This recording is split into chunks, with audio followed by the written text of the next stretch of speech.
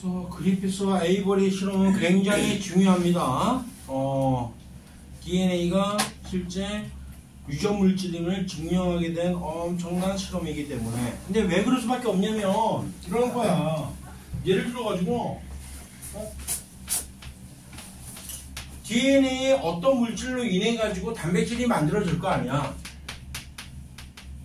그 다음에 DNA 말고 생각할 수 있는 건 뭐냐면 단백질을 구성하고 있는 게 아미노산이잖아.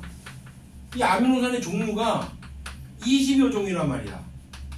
뭐 현재까지 밝혀진 거를 보면은 22가지 정도 된단 말이야. 그런데 DNA에 있는 여러 가지 구성 물질 중에서 뭐 당이라든가 인산이라든가 다 공통적으로 다 존재하는 것이고, 그 다음에 DNA 구성은 염기가 아데닌, 타이민, 사이토신, 구아닌밖에 없잖아.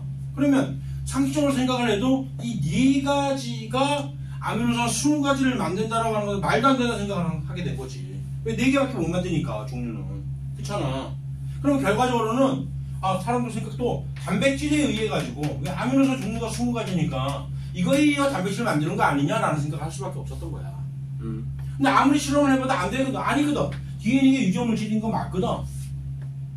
근데 결정적으로 몇 페이지냐면 아까 183페이지 한번 봐봐봐. 거기 넘겨보면은 박테리오 파지 가지고 실험을 하는 게 나와 있을 거야. 오른쪽 페이지에. 박테리오 파지를 보니까 박테리오 파지는 DNA하고 단백질만 가지고 있는 단순한 생명체, 단순한 바이러스잖아. 근데 실제로 실험을 해보니까 그 실험에서 단백질에 의해서, 즉 박테리오 파지의 껍데기에 의해 가지고 단백질이 만들어지는 게 아니라는 걸 알아냈거든. 방사성 동요소를 이용해서 실험을 해보니까. 그리고 DNA에서 만들어지는 게 틀림없는 사실이 된 거야 이제는. 그런데 이해가 안 됐던 거지 아무리 봐도. 아데닌, 타이민, 사이토신, 구아닌 이 4개의 염기가 아미노산 20여 종을 만든다? 말이 안 된다 생각했지만 결국 맞다라는 그런 결과가 자꾸 나오니까 결과적으로 뭐다? 이 아데닌과 타이민, 사이토신, 구아닌의 염기 서열이, 염기가 조합을 몇 개씩 해라? 3개씩 해라. 3개씩. 아데닌, 타이민, A, C, A 이런 식으로 해서 3개씩 조합을 하게 되면 총 4의 세제곱인 64가지의 경우 숫자가 나오니까 결과적으로는 아미노산 20여 종을 충분히 만들고 남는다는 결론이 나타나게 된 거지. 만약에 되겠죠? 이해는 하겠죠?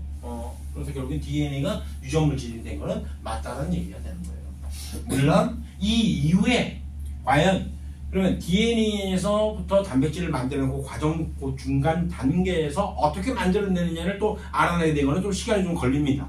아무튼 그게 유전부에 해독이 되는데, 그 전에 DNA 이중나선 구조를 규명한 사람은 아주 유명하지. 왓슨과 크릭.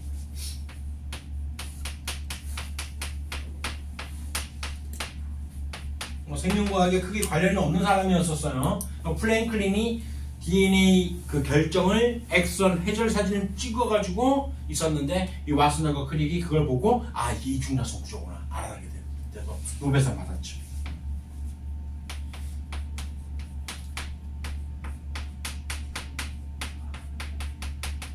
사실은 이때부터 생명과학의 발달, 급물살을 탄다고 봐도 돼. 분자 생물학의 발달이 급물살을 타고 왔다고 봐도 됩니다. 1953년도 이후에 이렇게 되게 된 거지. 왓슨과 크릭이 사실은 뭐 그런 얘기 하더라고. 훔쳤다는 얘기 있더라고. 플랭클린이 찍었던 사진을 가지고 이 사람 딱 보고 이중나선 구조 아닌가 해서 그걸 슬쩍 훔쳤대. 옛날에는 그렇게 밝혀졌었어. 플랭클린이 사진 찍어가지고 갖다 줬는데 왓슨과 크릭이 보고 이중나선 구조 아닌가 해서 어떤 공동 협약으로 인해가지고 이중나선 구조를 발견했다 했었는데, 알고 보니까 뭐 이기적 유전자가 거기에 내용에 보면은 그게 이제 훔쳤다는 얘기가 있더라고. 아무튼 어찌됐든 간에 왓슨 크릭에 의해 가지고 DNA 입체 구조를 실제로 밝혔어요. 근데 그 사이에 물론 있어. 샤가프라는 사람도 있어요. 샤가프. 그 샤가프는 DNA에 있는 염기가 아데닌의 구성 비율과 타이민의 구성 비율과 또는 사이토신 구성 비율을 하고 구아닌의 구성 비율이 비슷하다는 걸 알아냈단 말이야. 그래서 염기가 아데닌이 있으면 거기에 타이민이 결합되어 있는 어떤 형태의 어떤 그런 상보적 결합이라는 걸 알아냈어요. 전부 다. 그리고 인산과 당으로 구성되어 있다는 걸 알아냈지만 구조만 몰랐던 얘기예요. 구조만. 이중나선 구조인지 아닌지를 몰랐던 거예요. 근데 그걸 이제 밝혀내게 되면서 어떤 분자 생물학의 엄청난 급물살을 타고는 그런 발달이 되게 됐던 얘기죠. 그리고 이제 니런버그와 마케이, 니런버그 마케이.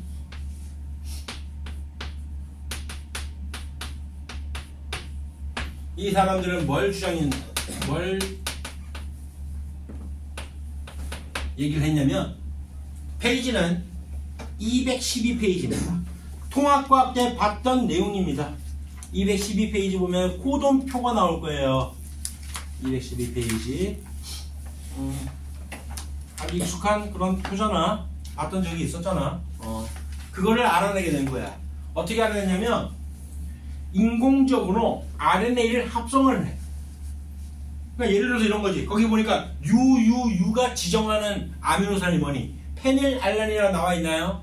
그러니까 UUU로만 되어 있는 RNA를 합성해가지고 어떤 아미노산이 합성되는지 본 거야. 그러니까 페닐알란이라는 아미노산이 합성되더라. 이렇게 알아낸 거야. 그 다음에 UU 뭔가? A인가? 류신. 그렇지? UUA라는 인공 RNA를 계속 합성해가지고 본 거지. 그러면 결과적으로 뭐냐면 UUA니까 UUA 계속 반복되는 상황이니까 UUA 이렇게 해서 거기에 류신이 합성되는 걸 알 수 있는 거고, 또 UAU도 가능하겠지. 맞지? UAU가 지정하는 건 뭔데? 외워둘 필요는 없지만 나도 못 외워요. UAU 찾아봐봐 한번. 뭐 있냐? 타이로신? 맞아? 타이로신이 합성되는 거야. 그러니까 류신과 타이로신이 같이 합성되는 거지. 또 AUU도 가능하겠지. AUU. 봐봐봐. AUU는 뭔데? 나 못 외우는 거야 나는. 아이솔루신. 그래. 그러면 류신과 타이로신과 아이솔루신이 3개의 아미노산이 합성되겠네. 요런 mRNA를 인공적으로 합성했을 때는. 됐지? 이렇게 해서 또 다른 또 형태의 RNA를 또 합성하게 된 거야. 그렇게 해가지고 여러 개를 통해가지고 공통분모를 찾아내면은 결국은 그런 표가 완성되는 거죠. 코돈표라고 그러잖아. 코돈표. mRNA. RNA에 있는 유전 암호. 염기 3개를 코돈이라고 부르잖아. 그래서 그렇게 해서 이 니런버그하고 마케이가 인공 RNA로 단백질을 합성해서 유전 보호를 해독하게 됐다는 그런 업적을 남겼다는 얘기예요. 인공 RNA를 통해 가지고 이걸로 유전 보호 해독.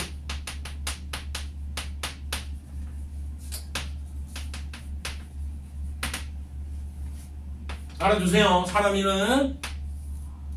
사람 이름하고 업적을 딱 알면은 그래도 웬만큼의 어떤 순서는 나오지 않냐?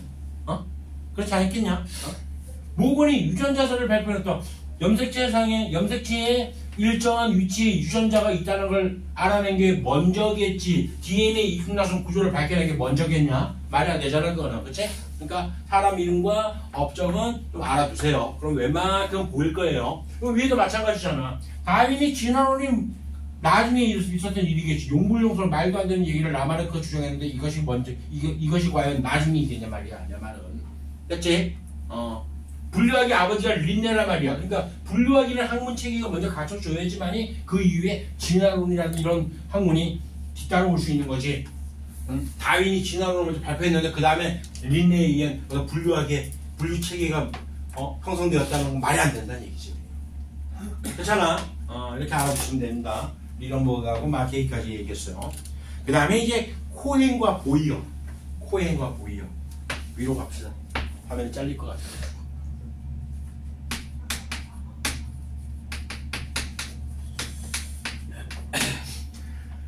이 사람들 또한 업적이 또 대단했어요. 업적이 굉장했어요.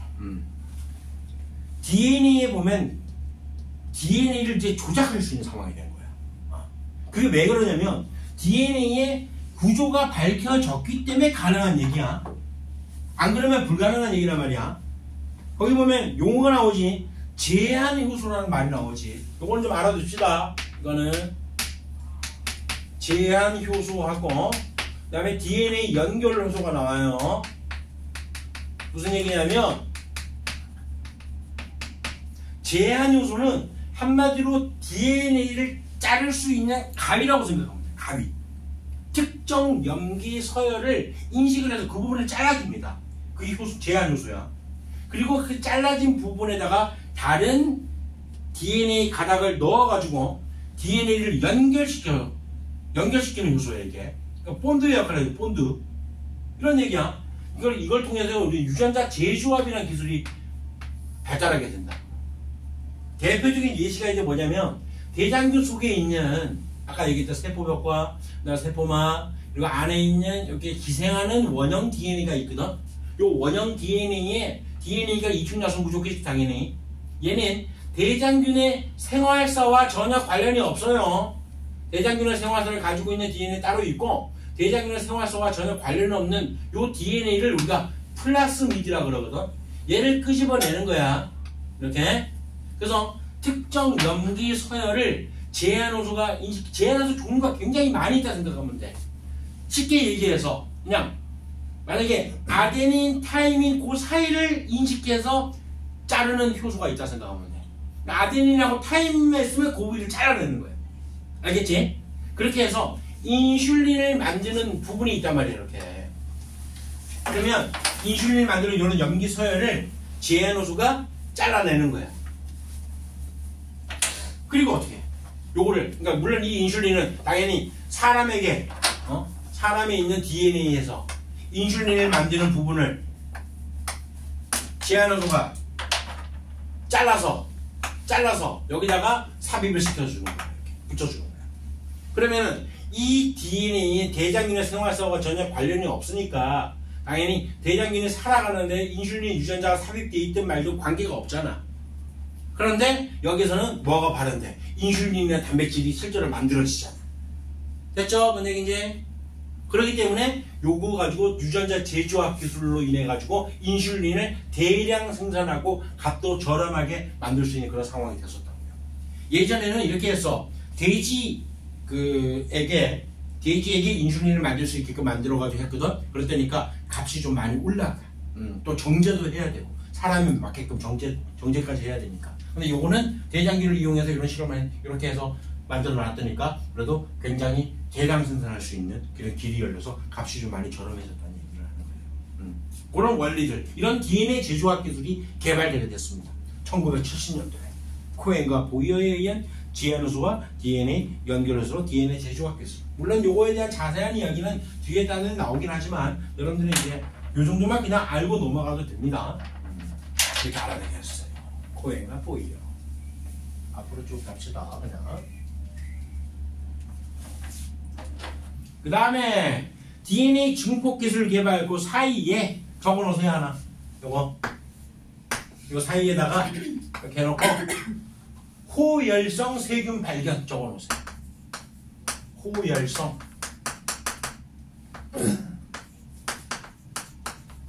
세균 발견. 요게 없었으면은 절대로 DNA 증폭을 할 수가 없었습니다.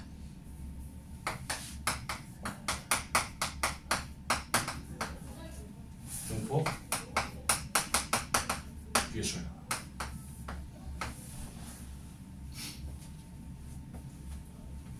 멀리스 코로나 때는 PCR 많이 들어봤잖아.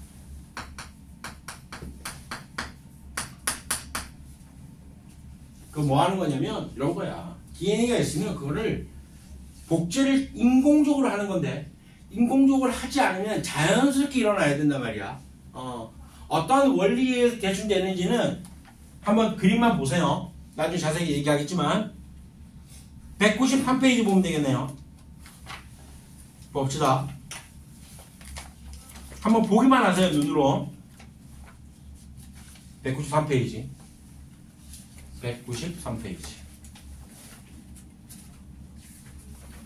DNA의 반보존적 복제라고 해서 뭐 듣도 보도 못한 용어들과 함께 그림이 복잡하게 나와 있잖아. 이렇게 원래 복제가 돼야 돼. 자연스럽게 복제되는 게. 근데 이런 자연스러운 복제에는 굉장히 시간이 좀 걸려. 제일 밑에 그림 보면 왜 선도가닥과 지연가닥이라고 나오지? 지연가닥이라고 하는 것이 뭐냐면 시간이 오래 걸린다는 얘기야. 그 가닥이 만들어지기 위해서. 그런 얘기거든. 그러니까 굉장히 시간이 오랫동안 걸려. 그러니까 여기다가 뭘 집어넣냐면 인산, 당, 염기로 구성되어 있는 뉴클레오타이드라는 물질을 계속 집어넣어. 그 다음에 거기 각종 효소를 같이 또 집어넣습니다. 또는 RNA 프라이머라는 이런 물질도 다 단백질이야. 이런 것들은 이런 물질 다 집어넣어요. 그러면 자연스럽게 복제가 되는데 시간이 굉장히 오래 걸린단 말이야. 알겠죠? 그래서 다시 앞으로 갑시다. 인공적으로 이것을 대량 복제하기 위해서는 반드시 호혈성 세균이라는 게 있어야 돼. 얘를 발견하지 못했으면 DNA 증폭 기술은 절대로 발달할 수가 없었습니다. 너네 범죄에서 찾을 때 왜 그런 얘기 하잖아. DNA 정보를 다 바탕으로 해서 나중에 그 사람의 범죄자인지 아닌지, 그 사람 DNA와 일치하는지 안 하는지 알아내는 그런 기술들이 있잖아. 그렇게 다 이루어지기 위해서는 여기는 호혈성 세균의 발견이 상당히 아주 그냥 뭐랄까 엄청난 대혁신적인 그런 발견이 된 거야. 왜 그러냐면 호혈성 세균이라고 하는 것은 얘는 높은 온도, 열을 좋아하는 성질을 가진 세균이라는 뜻이야. 높은 온도에서 얘가 살아간다고. 뭐 낮은 온도로 해봤자 40도 이상입니다. 높은 온도는 122도. 이 정도 되는 온도에서도 살아갈 수 있는 세균이거든. 왜 이게 중요하냐면 DNA를 증폭할 때 DNA가 있으면, 간단하게 얘기할게. 지금은 DNA가 있으면 이 DNA를 먼저 풀어야 됩니다. 풀어야 돼. 풀어 헤칠 때 원래는 헬리케이스라는 효소에 의해서 풀어진단 말이야. 아까 얘기했지만 시간이 걸린다고. 그렇기 때문에 얘를 온도를 높여요. 온도를 증가시키게 되면 얘가 풀어져. 이렇게. 그래야지 여기도 뉴클레오타이드가 결합해가지고 DNA가 복제가 되는 거라고. 근데 온도를 높이면 문제가 생기는 게 왜 생겨? 단백질이라는 것은 성질이 변해버리잖아. 원래 일반적인 생물체들은 전부 다 체온 범위 36.5도씩 37도씩 그 정도 체온 범위에서 얘네들이 살아가게끔 다 되어 있으니까. 근데 그 이상까지 온도를 높여버리면 DNA는 풀어지지만 그런 단백질들이 다 성질이 변해버리고 여기에 관련된 효소들이 성질이 다 변해버리는 거야. 이해되나요? 됐죠? 그렇기 때문에 그런 효소들이 성질이 변하는 건 현상 때문에 이 DNA 복제가 상당히 시간도 오래 걸리고 굉장히 어려웠던 기술이었단 말이야. 그런데 어떻게 됐다고? 호혈성 세균, 높은 온도에 사는 세균에 있는 효소와 단백질을 이용하는 거지. 그랬다니까 온도를 높여도 단백질 성질이 변하지 않는 거야. 알겠어요? 뭔 얘기인지? 선생님이 예전에 가르쳐준 그 생화학과 교수님이 그랬었어. 본인이 이 DNA 증폭 기술이 있었던 때에 자기가 박사학위를 땄으면 예전에 땄던 그 박사학위 그 시점보다도 거의 막 5년, 6년을 더 앞당길 수 있었어. 이 DNA 증폭 기술이 굉장한 기술이에요. 짧은 시간 동안에 소량의 DNA를 다량으로 증폭시킬 수 있는 그런 상태가 할 수 있었던 거였어요. 그래서 이걸 뭐라 하냐면 이제 폴리머레이즈 체인 리액션에서 PCR이라고 부르는 거야. DNA 증폭 기술입니다. 너네 코로나 검사할 때 왜 속까지 집어넣은 다음에 꺼내잖아, 면봉을. 그렇게 해서 뭐 하냐면 그 속에 있는 그 DNA, 만약 코로나 바이러스가 있으면 그 DNA를 증폭을 하는 거야. 증폭을 해서 검사를 해보고 코로나 바이러스에 감염됐는지 안 됐는지 알아낼 수 있는 방법이란 말이야. 그래서 PCR이라는 거야. DNA 증폭 기술이에요. 그게 바로. 그게 되기 위해서는 거기 사이에 적어놓으려 했죠. DNA 증폭 기술 전에 호혈성 세균의 발견이 굉장한 큰 위대한 발견을 했다는 거야. 나는 이런 거 할 때마다 나는 막 가슴이 막 뛰는데 여러분들 큰 가슴이 별로 안 뛰는 것 같아. 나는 막 너무 막 감동적이고 뭔가 막 그냥 가슴이 뜨거운 어떤 심장이 막 뛰는 것만 느낍니다. 이런 얘기할 때마다. 여러분들은 뭐 그냥 네가 그러든 거 말든가 아이씨 오늘 생명을 푼데 굉장히 뭐 사람 업종 나오고 막 역사 얘기 나오고 굉장히 지루하네. 그런 느낌 듣고 있죠 지금. 그렇습니다. 너무 가슴 뛰는데. 아무튼 그래요. 이게 PCR이라는 방법입니다. PCR 멀리스 DNA 증폭 기술. 마지막으로 유전체 분석이라 해서 사람의 유전체라고 하는 것은 유전자 전체를 얘기하는 거야. 요거를 이제 확립하게 된 거지. 인간의 유전자 전체를 전부 다 확립을 해서 어느 부위가 어떤 작용을 하고 어느 부위가 어떤 작용을 하는지 다 밝혀내게 된 거죠. 사람의 유전체 지도를 완성하게 됐다는 거. 2000년대 특별한 사람은 없이 그냥 순서는 할 수 있겠죠. 어차피 유전체 분석이라는 것을 통해 이걸 완벽하게 하려면 그 전에 DNA 이중나선 구조가 당연히 밝혀져야 되는 것이고, 그 다음에 이런 형태도 밝혀져야지만이 DNA에서 RNA 전사하고 RNA 단백질을 합성한다 이런 얘기를 할 수 있는 거니까 당연한 얘기니까. 이 사이에 있는 건 탁 체크하면 되겠네요. 그리고 DNA 증폭 기술을 그러니까 나서 그 다음은 이제 어떻게 인간의 유전자 전체를 다 분석해서 유전자 지도를 완전히 완성합니다. 실제로. 이렇게 해서 DNA 염기설을 다 밝혀지고 유전체학이 발달됐다는 거. 처음부터 쭉 왔지만 순서를 알아내기 전에 어떻게 하라고 어떤 사람이 어떤 업적을 밝혀냈는지를 좀 외워놔야 됩니다. 이거는 어쩔 수 없어요. 봅시다. 한번 쭉 넘겨서 빠르게 한번 볼게요. 15페이지 3번 15페이지 3번 DNA 이중나선 구조를 밝혔다. 누구? 왓슨과 크릭이었지? 둘 다 있냐? 다 있네요. 디그리얼. 그 다음에 생물 분류 방법 제안했대요. 누구? 린네예요. 린네. 분류학의 아버지 린네. 자신이 제작한 현미경으로 벌써 코르크 조각 만들었어요. 코르크 조각 얘기 나오는 게 누구야? 로버트 훅이지. 로버트 훅. 레이웬 훅은 미생물을 발견하다는 의미야. 알겠지? 최초로 미생물 발견했다 해도 돼. 괜찮아. 그 다음에 동물의 신경세포에서 막전이의 변화. 헉슬린 얘기 나왔죠? 호지킨도 있냐? 호지킨? 같이 있네요. 오케이. 됐어요. 답은 1번은 디그리얼, 2번은 니은, 3번은 기억, 그 다음에 미음, 비읍. 또 보세요. 4번. 알아야 되잖아. 맞지? 파스테르 백신 연구 나왔어요. 파스테르. 당연히 감염성 질병을 예방하는 거야. 맞아. 그 다음에 멀리슨 얘기 나왔죠. 멀리슨. DNA 증폭기술.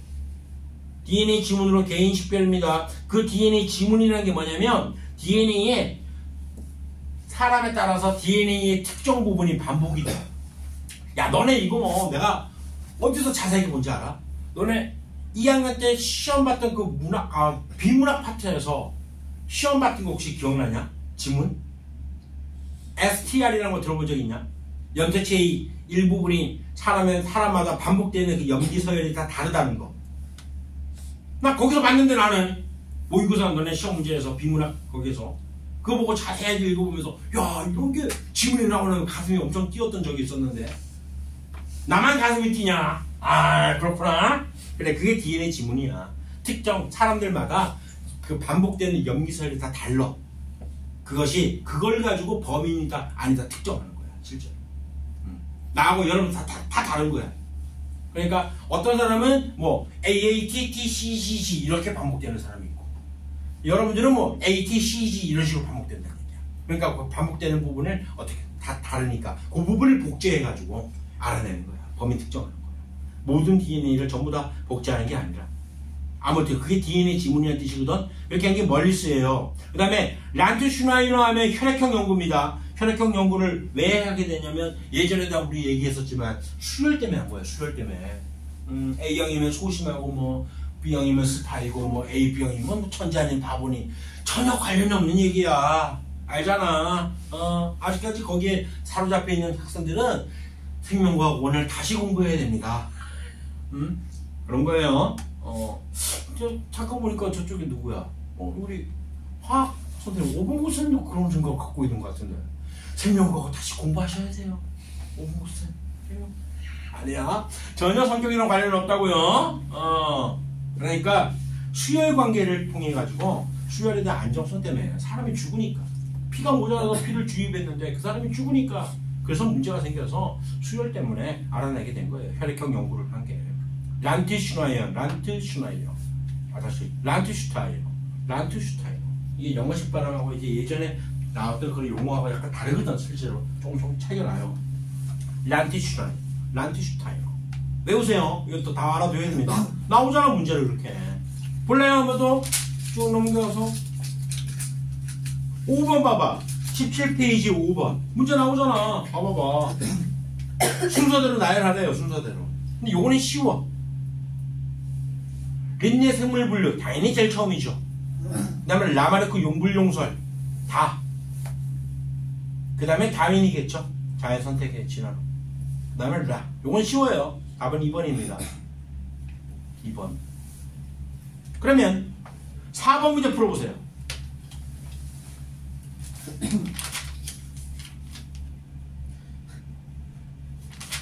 아, 외우지 할 수 있는 거야. 맞잖아. 어쩔 수 없잖아. 생명과학 2가 솔직히 말해서 원리 위주보다 좀 외우기 좀 사실 많습니다. 어쩔 수 없어요. 봐야지 알겠나? 혈액순환 하면 누구야? 윌리엄 하비라는 사람이었죠. 하비. 해부학은 누구야? 해부학의 아버지 베살리우스. 이렇게 외워. 뱃살 해부해라. 뱃살을 해부한다. 베살리우스. 자기 뱃살 해부한다. 뱃살 말도 안 되네. 신경전도 호지킨 헉슬리. 이 새끼들 때문에 우리가 신경전도 기작을 아주 그냥 열심히 죽어라고 배웠죠. 호르몬 작용하는 서덜랜드. 노벨상 받은 서덜랜드.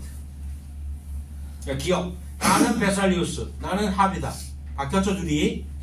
니은 다는 신경전도 원리는 그래 오징어 거대 촉삭돌기를 실제 실험해서 알아냈어요. 전기적 현상을 측정하는 기술의 발달로 가능. 그거 당연한 얘기죠. 전이차를 알아야 되니까. 라에 의해 그래 라가 누구 호르몬이 바로 내분비 개라고. 내분비 개. 그게 지금 호르몬 작용이니까 내분비 생리학이 발달을 했다. 니은 디귿이 되는 거예요. 앞에 봐라. 2번 봐라. 나왔잖아. 세포 명명 맞지? 또 셀이라고 하는 세포 명명. 모건 유전자살 맞죠? 레이윈 후 가면 미생물학의 아버지예요. 미생물 발견. 오케이. 파스테르 감염병 원인 규명. 아까 이 사람 누구였어? 결핵균. 코우였어. 코우. 코우는 세균학의 아버지라고 볼 수 있습니다. 유명해요. 사실은. 나는 이제 알고 있으니까 굉장히 뭐랄까 친숙하게 다가오잖아. 근데 여러분들 처음 배우니까 그러니까 친숙하게 잘 안 다가온단 말이야. 호지킨과 헉슬리는 마찬가지 신경전도였어요. 호지킨, 헉슬리. 그래 신경전도 처음에 너네 문제 어려운 거 봤을 때 어땠냐? 헉 했잖아. 헉슬리는 씨. 자, 또 갑시다. 뭘 볼까요? 야, 7번 문제 보자. 생명공학 발달에 큰 영향을 준 기술이래요. 제한 효소와 DNA 연결 요소를 사용해서 종이 다른 생물들의 DNA 조각을 연결했대요. 이 이야기를 딱 보니까 DNA 재조합 기술을 말하고 있는 거네. 맞죠? DNA 재조합 기술과 관련 있는 과학자를 고르래. 아까 DNA 재조합 기술 얘기했을 때 여기 있는 포에가 나왔잖아. 그냥 바로 나왔잖아. 됐죠? 이런 문제가 나오는 거야. 어쩔 수 없어요. 요거는 나머지 것들은 그래도 괜찮아. 읽어보면은 뇌가 있는 이상, 눈이 있는 이상 다 파악할 수 있습니다. 오른쪽 페이지에 생명과학의 연구 방법. 요거는 내가 안 했어. 생략하는 거예요. 이거는 왜? 이거는 귀납초 탐구 방법, 연연소 탐구 방법에 관련된 이야기를 나눈 거고, 그 다음에 생명과학의 연구 방법에는 어떤 스탠다드한 이야기를 하는 거니까 괜찮아요. 크게 어렵진 않습니다. 또 사람 이름 나오는 거 한번 볼까? 보자. 이제 안 나오네요. 사람 이름 이야기 나오는 게. 거기가 조금 헷갈리니까 좀 공부하기가 조금 짜증나는 부분이 있습니다. 솔직히 말을 해서. 그 다음에 14페이지를 한번 보세요. 14페이지. 이제 생명과학을 어떻게 연구했느냐. 단순한 그냥 어떤 실험적인 이야기, 연연소 탐구 방법, 귀납초 탐구 방법 이렇게만 뭉뚱그려서 얘기했지만 실제적으로 구체적으로 연구하는 방법 쪽에서 화학적 표지 방법의 사용 사례가 있어요. 화학적 표지 방법 사용 사례. 거기 2번만 볼게요. 켈빈이라는 사람이 방사선 동요소가 뭔지는 알잖아. 그걸 이용해가지고 광합성 산물 합성균을 발견하였다는 얘기가 나와. 그래서 이거를 켈빈 회로라고 부르거든. 켈빈 회로. 그 잠깐 보기만 할게요. 보기만 할게. 157페이지인가 그럴 거야. 157페이지. 보기만 하세요, 그냥. 외우라는 게 아니야. 광합성을 통해서 포도당이 합성되는 건 알고 있잖아. 그 중간 과정이 어떻게 되는지를 157페이지에 자세하게 이 켈빈이 거의 평생 동안 연구를 했어. 거의. 그래서 알아낸 거야. 이산화탄소가 들어가면 3PG가 되고 DPGA가 되고 PGAL이 되고 그 PGAL이 RUBP라는 물질로 계속 돌아가는 거야. 회로가. 그렇게 해서 알아냈는데 이것이 방사성 동위요소를 이용해서 알아낸 거야. 탄소에다가 표시를 하는 거야. 탄소. 과연 이산화탄소가 어떤 형태의 물질로 바뀌느냐를 본 거지. 탄소에 표시해가지고 14짜리 탄소를 이용했겠지. 당연히 탄소는 12, 원자량이 12니까 그러니까 14짜리 방사선을 내는 그런 동위요소를 이용해가지고 실험을 해본 거야. 그러니까 3PG라는 물질에서 발견이 되고 그 다음에 DPGA라는 물질이 발견되고 그 다음에 PGAL이라는 물질에서 발견이 되고 그리고 RUBP라는 물질에서 발견되고 계속 반복해서 회로로 돌아간다는 얘기예요. 그렇게 해서 알아냈다는 얘기입니다. 켈빈으로 발견된 게 구체적인 실험이 왼쪽에 나와 있긴 해. 왼쪽에 마치 전에 왜 크로마토그래피 같은 형태로 나와 있지. 맞지? 아무튼 이렇게 해서 최초로 만들어지는 물질이 어떤 물질인가 봤더니까 뭐 3PG가 만들어지더래. 그러면 3PG 처음. 그 다음에 이제 DPGA, 그 다음에 PGAL 막 이런 식으로 쫙 해서 알아냈다는 얘기를 하는 겁니다. 아무튼 그렇게 알아두고 그냥 이런 게 있구나라고 생각하고 넘어가면 돼요. 그 다음 14페이지 다시 볼게. 마찬가지 방사선 동위요소 이용해가지고 허쉬하고 체이스, 이 사람도 중요합니다. 그리피스, 에이버리 이후에 허쉬하고 체이스도 뭘 했다고요? 이 사람은 박테리오 파지 이용해서 단백질에다가 방사선 표시하고 그 다음에 DNA에다가 방사선 표시를 한 거야. 두 가지 부류를 만들어 놓은 거야. 그렇게 하고 대장균에 감염을 시켰을 때 과연 DNA에 의해서 유전물질이 확정되는 건지 아니면 단백질에 의해서 확정되는 건지를 밝혀낸 사람입니다. 허쉬와 체이스. 굉장히 사람 이름 많이 나오잖아. 알아둬야 됩니다. 어쩔 수 없어요. 그 다음에 호지킨과 헉슬리 이제 익숙해지죠. 이제는 신경전도기자 밝혀낸 사람들. 이때부터 이제 어떤 그 생리학의 발달에 기여를 했다 볼 수 있습니다. 그러니까 DNA 증폭기술 얘기했죠. PCR, 폴리머레이즈 체인 리액션. 그걸 하기 위해서는 호열성 세균을 발견을 통해 가지고 높은 온도에서도 효소가 단백질이 파괴되지 않는, 변성되지 않는 그러한 이론을 바탕으로 해서 이제 DNA 증폭 기술이 발달하게 됐어요. 그렇게 알아두면 돼요. 그냥 쭉 어떤 사람이 어떤 업적을 밝혀냈는지만 좀 알아두세요. 쭉 갑니다. 나머지 문제는 한번 풀어보세요. 중단원 마무리까지 전부 다.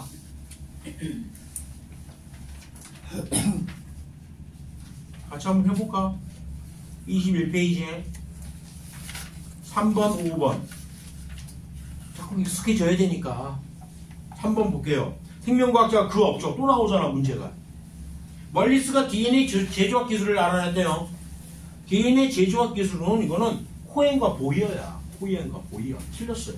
멀리스는 뭘 했습니까? 나왔잖아, 멀리스. DNA 증폭 기술입니다. 달라요. 제한효소와 DNA 연결효소를 이용해서 DNA를 재조합하는 이런 기술과는 다른 얘기야. DNA 증폭 기술 멀리스는 PCR이야. PCR. 됐죠? 그 다음에 나머지 진짜 맞는 거 볼까요? 니런버그는 유전보호를 해독하는 데 기여한 니런버그 얘기했죠? 어디 갔어요?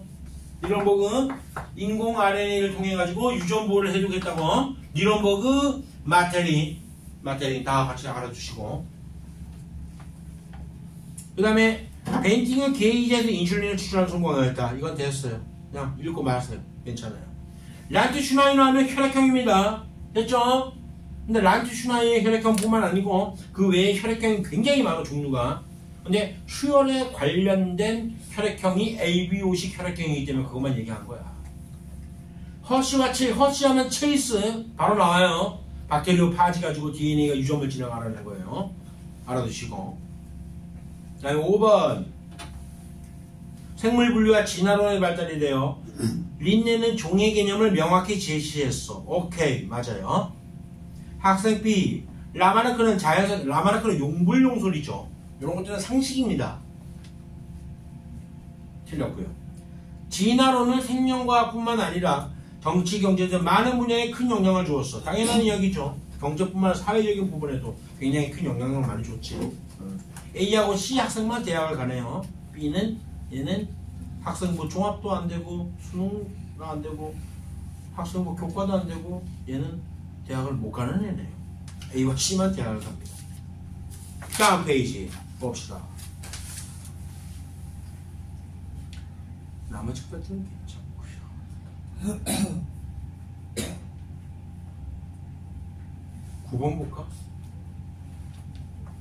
9번 유전의 기본 원리를 발견했대. 멘델이지 뭐 보나마나. DNA 이중나선 구조 발견했대. 왓슨과 크릭이 나왔죠. 왓슨과 크릭.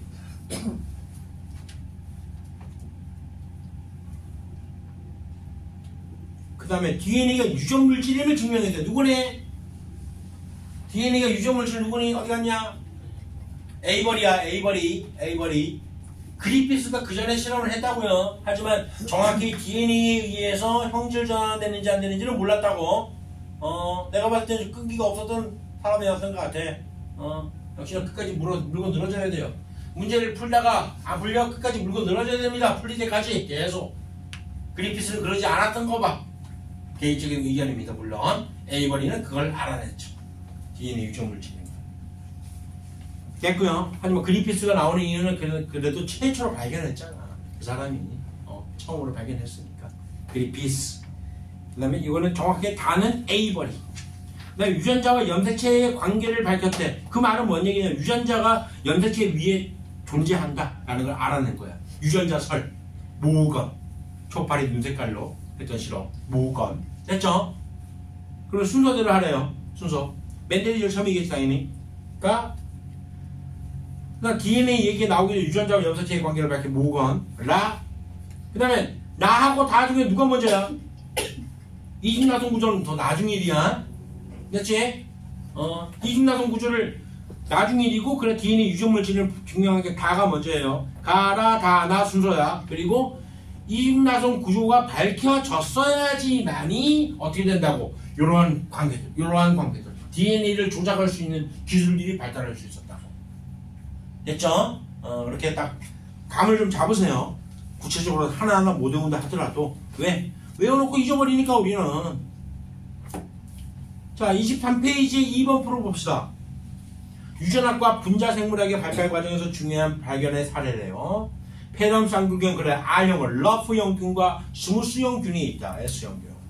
열처리하여 죽은 S형균의 추출물을 섞은 배지에 살아있는 R형균을 배합하면 살아있는 S형균이 발견된다. 아 여기까지는 그리피스도 알았어요. 그리피스. 열처리를 하여 죽은 S형균 추출물에 DNA 분해 요소를 처리하고 이렇게 했다라는 것은 이건 에이버리의 실험이죠. 에이버리 실험. 에이버리가 실제로 실험한 관계를 나타내고 있는 거예요. 아무튼 DNA가 폐렴 쌍두균의 형질을 결정하는 것은 됐고요. 당연한 얘기고. 다음 열처리를 하면 S형균의 유전물질이 파괴된다. 역시 유전물질 파괴되면 되겠냐? 그러면 이런 생각할 수 있어. 근데 어떻게 열처리를 했는데 DNA가 왜 파괴가 안 됩니까? 단백질은 파괴가 된 거 아닌가요? 바로 그거야. 뭐냐면 단백질이라는 것은 온도에 민감할 수밖에 없었고 DNA는 온도에 덜 민감하거든. 온도를 높여서 DNA 파괴되지 않아. 실제로 온도를 높여가지고 DNA를 아까 풀어낸다고 얘기했었잖아. PCR 할 때도 실제로. DNA 풀고 거기다가 이제 여러 가지 연결 호수를 집어넣거나 여러 가지 이제 뉴클레오타이드 물질을 집어넣어서 실제 DNA 증폭합니다. 아무튼 이 실험은 DNA 구조와 기능이 밝혀진 이후에 이루어진 것이다 라고 생각할 수 있지. 하지만 이거는 뭐야? DNA 구조와 전혀 관련이 없어요. 그러니까 DNA가 유전 물질이냐 아니냐를 묻는 거야. 맞지? 학교에서 만약 시험 문제 이렇게 나오면 디귿을 은근히 선택할 수 은근히 많아요. 조심해야 됩니다. 기억과 디귿이 기억입니다. 디귿은 나가리예요. 나가리. 됐나요? 좀 넘어가도 되겠나요? 어느 정도 좀 잡히나요? 응? 감이 잡히나요? 그래. 감이 잡혀야 됩니다. 그래. 이게 생명과학 2라고요. 좀 암기의 압박이 좀 많이 있습니다. 어쩔 수가 없어요. 뒤에 광합성하고 그 호흡 파트는 다 외워야 돼. 그런 곳이야. 그래서 암기의 압박이 가장 많아. 분류는 당연히 외워야 돼. 여러분들 물론 학교 시험과는 관계가 없겠지만은 이걸 할 수 있겠다고 재영하니? 그렇지? 원하는 게 낫겠죠. 맞아. 그렇다니까. 자, 봅시다. 28페이지. 고1 때 통합과학 추억이 깃든 단원입니다. 통합과학 때 배운 적은 있잖아. 기억은 못한다 하더라도. 그 부분이에요. 생명체의 구성. 조금 더 자세하게 들어갈 거야.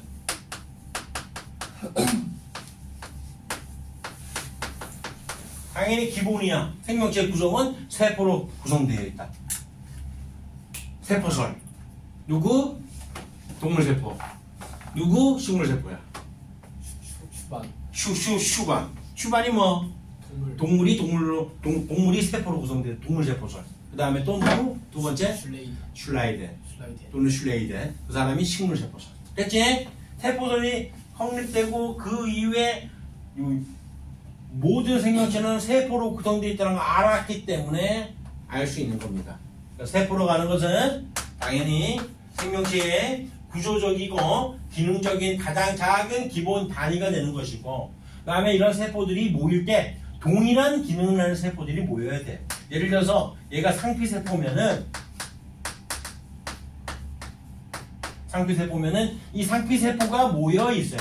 동일한 기능과 비슷한 모양들이 모여서 우리가 뭐라 그러면 조직이라는 거야. 조직. 구체적으로 이름을 붙여보면은 얘는 당연히 상피조직이 되겠지. 상피조직.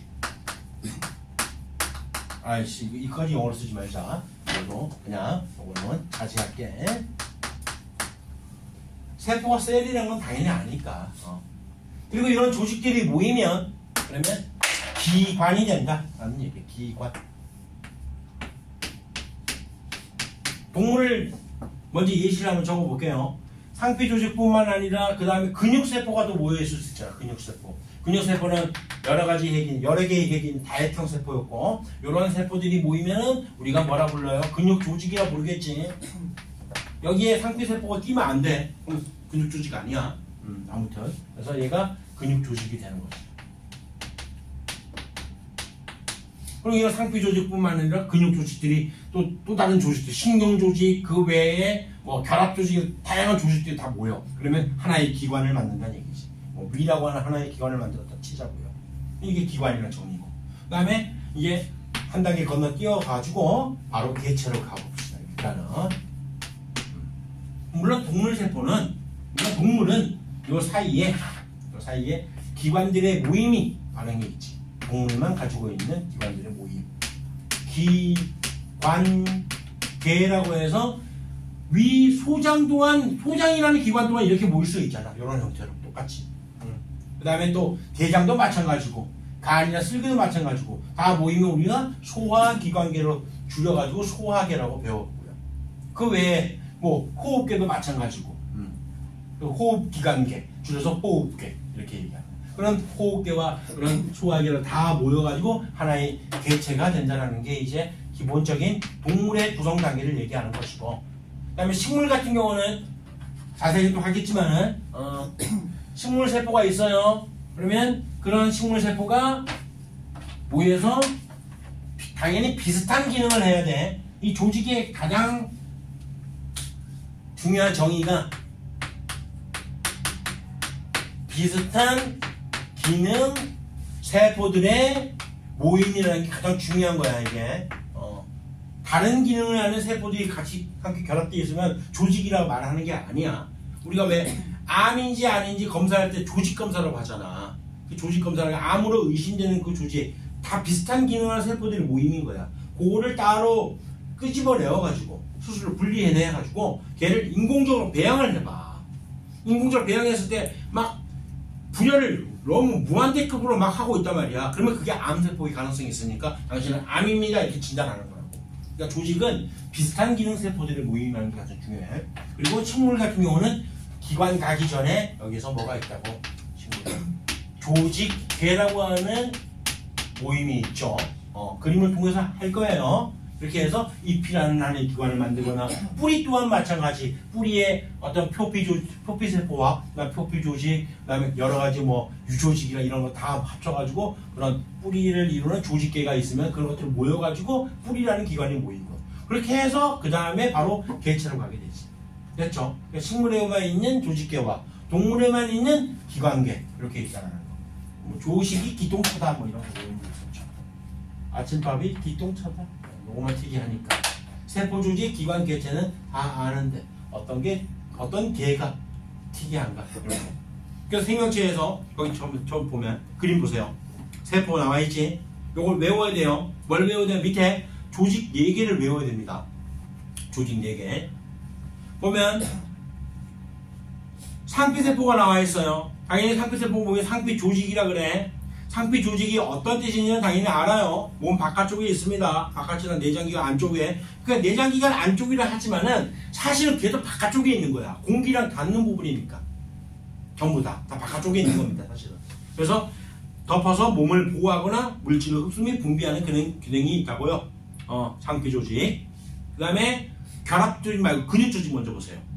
몸의 근육이나 기관을 구성한대요. 몸의 움직임에 관여한다. 뭔지는 알아요. 그 근육에 3가지 종류 있고요. 골격근, 가로무늬 근육이니 신장근, 민무늬 근육, 내장근, 민무늬 근육, 뭐 이런 것들. 그래서 골격근과 내장근의 장점만 따서 신장근의 특징이 되는 것이고요. 아무튼 그렇게 해서 근육 조직이 있어. 그러니까 신경 조직 뭔지 알아요? 자극을 받아들이고 신호를 전달하는 이런 것들이 뭔지 알아요? 그래요. 그래서 신경 조직 나오니까 이제는 사람 이름이 떠오르네. 누구 떠올라? 신경 전도 기자 나오는 코지킨과 헉슬리. 됐죠? 이렇게 떠오르면 돼요. 이렇게 하나씩. 그런데 결합 조직 때문에 내가 제일 마지막에 하는 게 뭐야 하면 이것 때문에 그래. 이게 헷갈려. 몸의 조직의 기관을 서로 결합하는 건 뭔지 알아? 야, 너네 힘줄이 뭔지 알아? 힘줄. 그러니까 힘줄이 어디와 어디를 연결하는 부위인데. 뼈와 근육. 걔 안 해요. 그래. 뼈하고 근육이 달라붙어 있어야지 근육이 수축하면 뼈를 올릴 거 아니야. 움직일 거 아니야. 그치? 인대는 어디인데? 인대는 뼈하고 뼈를 연결하고 있는 거야. 그게 인대야. 너네 뭐 전방 십자인대 이런 얘기 하잖아. 예를 들어가지고 여기 부분이 끊어지잖아. 내가 끊어진 사람의 그 이야기를 들어봤거든. 군대에서 갑자기 훈련을 하다가 갑자기 뭐 딱 하는 소리가 나더래. 무릎에서 느낌이 딱 하면서 갑자기 따로 놀더래. 무릎이 이렇게. 왜? 뼈하고 뼈를 연결했으니까. 그런 거야. 그게 인대야. 그리고 뼈는 뭔지 알아요. 당연히. 뭔지 알아요. 그러니까 결합조직이라는 것은 근데 이거 혈액이 이해가 안 된다고. 잘.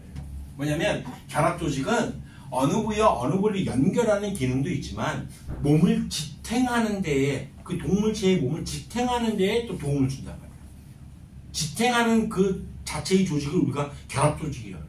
그러니까 혈액이 있어야지 몸이 지탱되잖아. 이렇게 생각하면 된다는 얘기야. 알겠죠? 아무리 뭐 외우는 게 많다 하지만 무식하게 외우는 것보다 좀 이해를 하고 외우는 게 낫잖아. 그렇게 받아들이면 됩니다. 그래서 상근 신결. 옛날에 1박 2일에 나왔던 그 1박 2일 너네 뭔지 아냐? 옛날에 나왔던 강호동의 1박 2일 요거 그때 개 한 마리 나왔던 게 기억나잖아. 개. 지금 죽었대. 그 개가. 주인은 굉장히 돈을 많이 벌었대. 그 광고 수익으로. 그 개. 상근이라는 개 알고 있냐? 하얀색 강아지 개. 큰 거. 들어는 봤어? 들어만 봤어? 아씨. 그럼 또 대화가 안 되잖아. 그 외우는 방법이 그거였거든. 그래. 상근이가 신경질적이다. 이렇게 써요. 외우니까 안 잊어버렸거든 나는. 난 상근이가 난 누군지 아니까. 그게 좀 아쉽네요. 어떻게 외울까? 그냥 외울게요. 아 그러지 마. 그냥 외워봤자 다 잊어버리잖아. 집부터 또 물어보잖아. 조직이 뭐예요?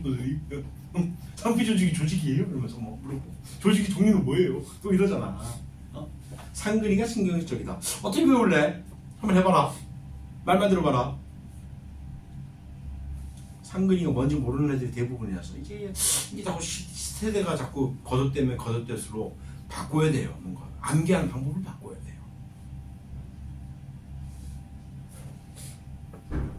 어떻게 배울래? 만들어봐. 결국 폐가 파탄났다. 네가 만들었잖아. 결핵, 폐렴, 파상풍, 탄저병, 세균성 질병을 4개를 외워라. 결국 폐가 파탄났다. 이렇게 외우면 될 것 같아요. 하고 만들어놓은 청시잖아. 해봐 그러면. 상근 7교 어떻게 할래?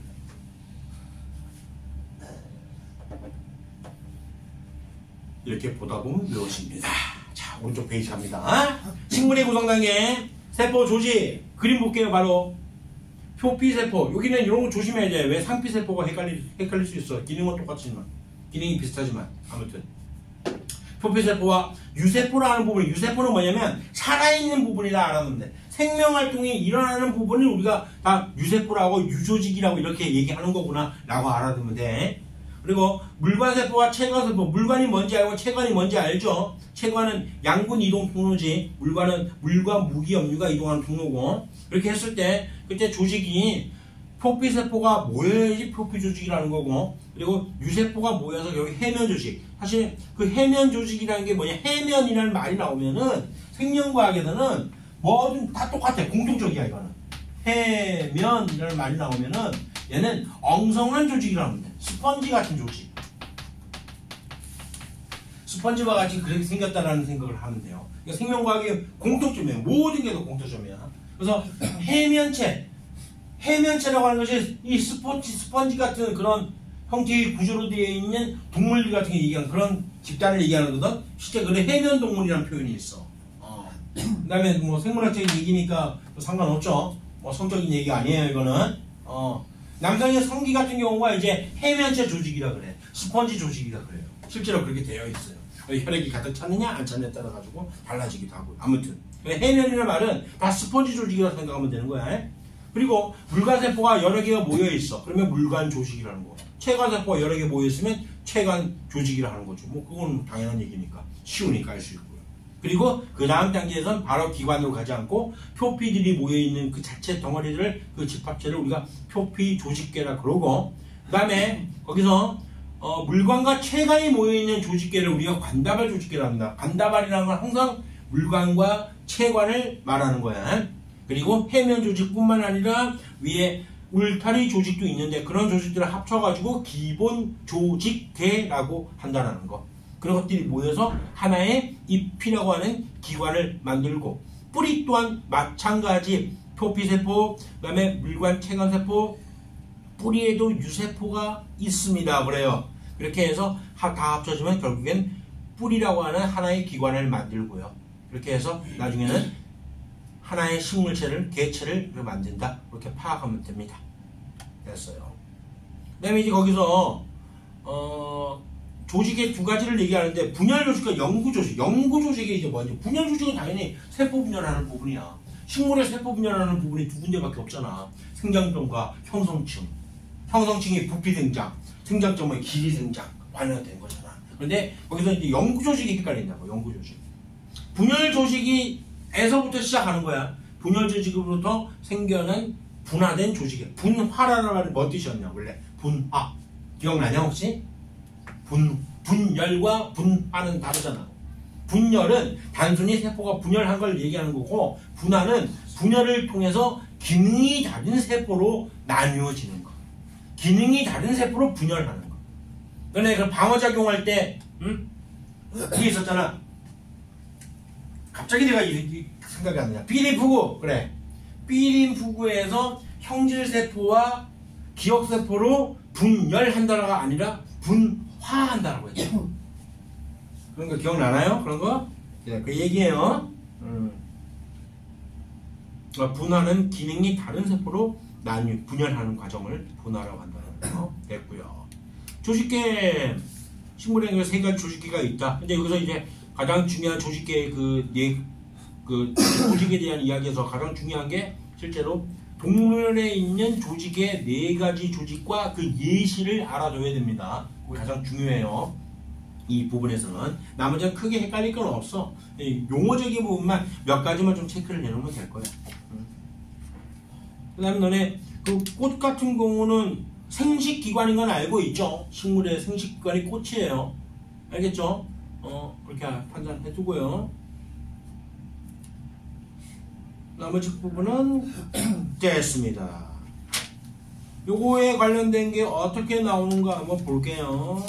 쭉 넘어가서 그림이 나와 있는 문제가 분명히 있을 텐데, 오케이. 34페이지에 3번 같은 거 보면은 A와 B는 각각 근육 조직과 표피 조직 중 하나래. 그럼 A가 근육 조직이고 뭐 B가 표피 조직이겠네. 됐어요. 그럼 A는 근육, B는 줄개도 존재한다. 표피 조직 당연히 있지. 겉부분을 감싸야 되는 거니까. 다음 B는 표피 조직이면 당연히 표피 조직끼리 구성하겠죠. 다음에 위와 잎은 모두 기관이다. 그렇죠. 다음 위는 한 종류의 조직으로 이거 뭐야? 5번 너무 쉽잖아 문제가 이거. 안 된다. 이건 안 된다. 가만있어 봐. 중단어 마무리 없나 혹시? 오케이 봅시다. 그래요. 쭉 넘겨서 중단어 마무리 문제에서 오케이 내가 원하는 문제가 이제 나왔네요. 56페이지에 1번과 2번 문제. 오케이 시작.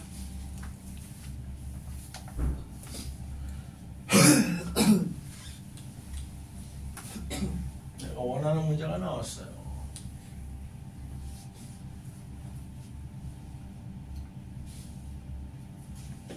일단 명칭 알아야 되겠지.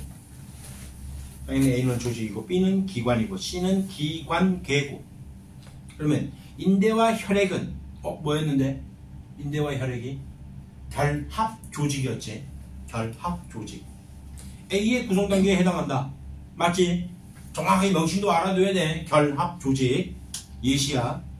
B는 기관인데 독립된 구조와 기능을 가지는 단계이다.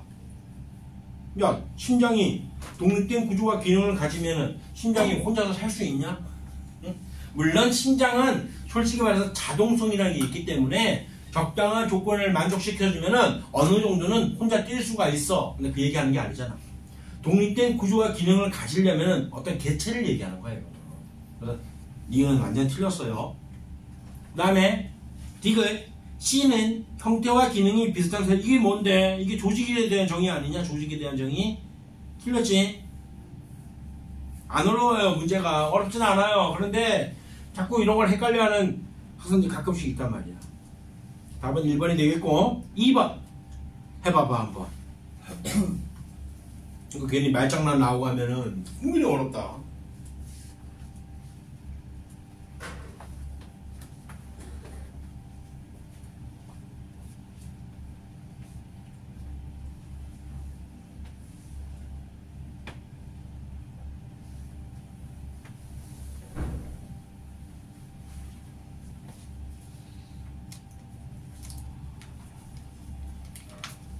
잘하는 방학 동안에 광합성하고 호흡도 나갈 수 있을 것 같긴 한데.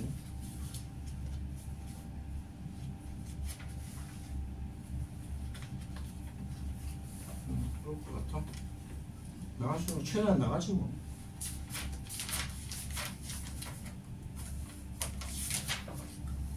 봅시다.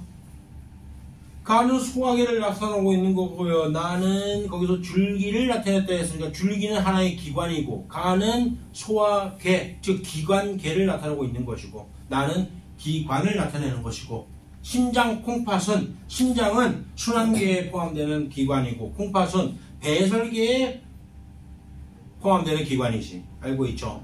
모두 가를 구성한다. 가는 뭔데? 가는 기관계인데 기관이 아니야. 그래서 틀렸어요. 가는 연관된 기능을 하는 여러 기관들로 구성된다. 그렇죠. 중학교 수준의 복이네요. 나는 왜 틀린지 볼까? 식물체의 구성 단계 중 조직계가 아니라 기관에 해당한다고 얘기했어요. 틀렸어요. 동물의 근육은 나와 같은 구성 단계다. 나가 뭔데? 그러니까 이렇게 생각하면 안 돼. 나는 식물이니까 4번이 틀렸다 이렇게 하면 안 된다고. 오케이? 나가 식물이니까 4번이 틀렸다 이렇게 하면 안 된다고요. 그거 때문에 하는 거야, 이 문제는. 동물의 근육은 정확하게 뭐야? 정확하게. 야, 그리고 나와 같은 구성 단계는 뭐냐? 나는 줄기를 나타냈고, 기관이다. 야, 그러면, 그렇게 하면, 야, 이게 헷갈리는데, 문제가. 그렇지? 동물의 근육은 기관이잖아. 맞잖아. 그러면 나와 같은 구성 단계에 해당한다. 동물의 근육은 야, 이거 헷갈리는데 이거. 그러면 해바라기의 줄기는 분명히 기관이 맞는데 동물의 근육은 기관이 아니라 조직이죠. 조직. 그렇죠. 그래서 틀렸지. 근육세포들이 모여서 근육을 이루는 거니까. 비슷한 기능할 세포들이 모여서 근육을 이루는 거니까. 맞죠? 무슨 조직? 근육은 아니지. 그냥 근육 조직. 그냥 근육 조직이죠. 맞지? 그래서 틀린 거야. 다시 말하지만 요게 학교 시험에 나온다고 이러면 틀릴 때도 굉장히 많다고요. 동물의 근육은 조직이기 때문에 틀렸다고요. 만약에 여기서 기관이 나와야 돼. 간이라는 기관이 만약에 나와 있다. 그럼 동물의 간은 나와 같은 구성 단계에 해당한다면 맞는 거잖아. 맞죠? 5번 갈게요. 가와 나에는 모두 조직이 모여 조직계를 이룬다. 조직계는 나에만 있죠. 틀렸죠. 땡. 나가리. 자, 앞으로 쭉 갑시다. 30페이지. 통합과학에서 배웠던 내용이 또 나오는 거예요. 불필요한데 좀 더 자세하게 좀 많이 좀 들어갑시다. 생명체를 구성하는 주요 물질.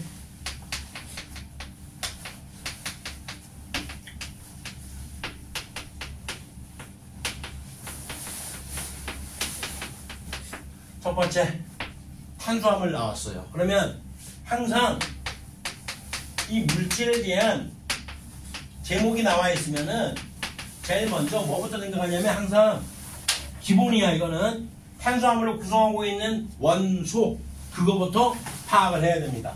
탄수화물은 탄소, 수소, 산소로 구성되어 있어. 초, 이렇게 구성돼. 초. 그럴 때 탄수화물이 어떻게 생겼느냐는 괜찮아. 한 가지만 알면 돼요. 아니, 두 가지, 세 가지, 이런 것만 알면 돼. 탄수화물은 기본적으로 어떻게 분류를 하는지를 카테고리화 시키세요. 항상 카테고리. 탄수화물의 분류, 제일 처음에 단당류. 당이 하나밖에 없어서 단당류잖아. 그다음에 단당류가 종류가 있는데 그 종류들이 결합을 해서 두 가지의 당으로 되어 있으면 이당류. 많이 결합되어 있으면 만을 다 짜서 다당류.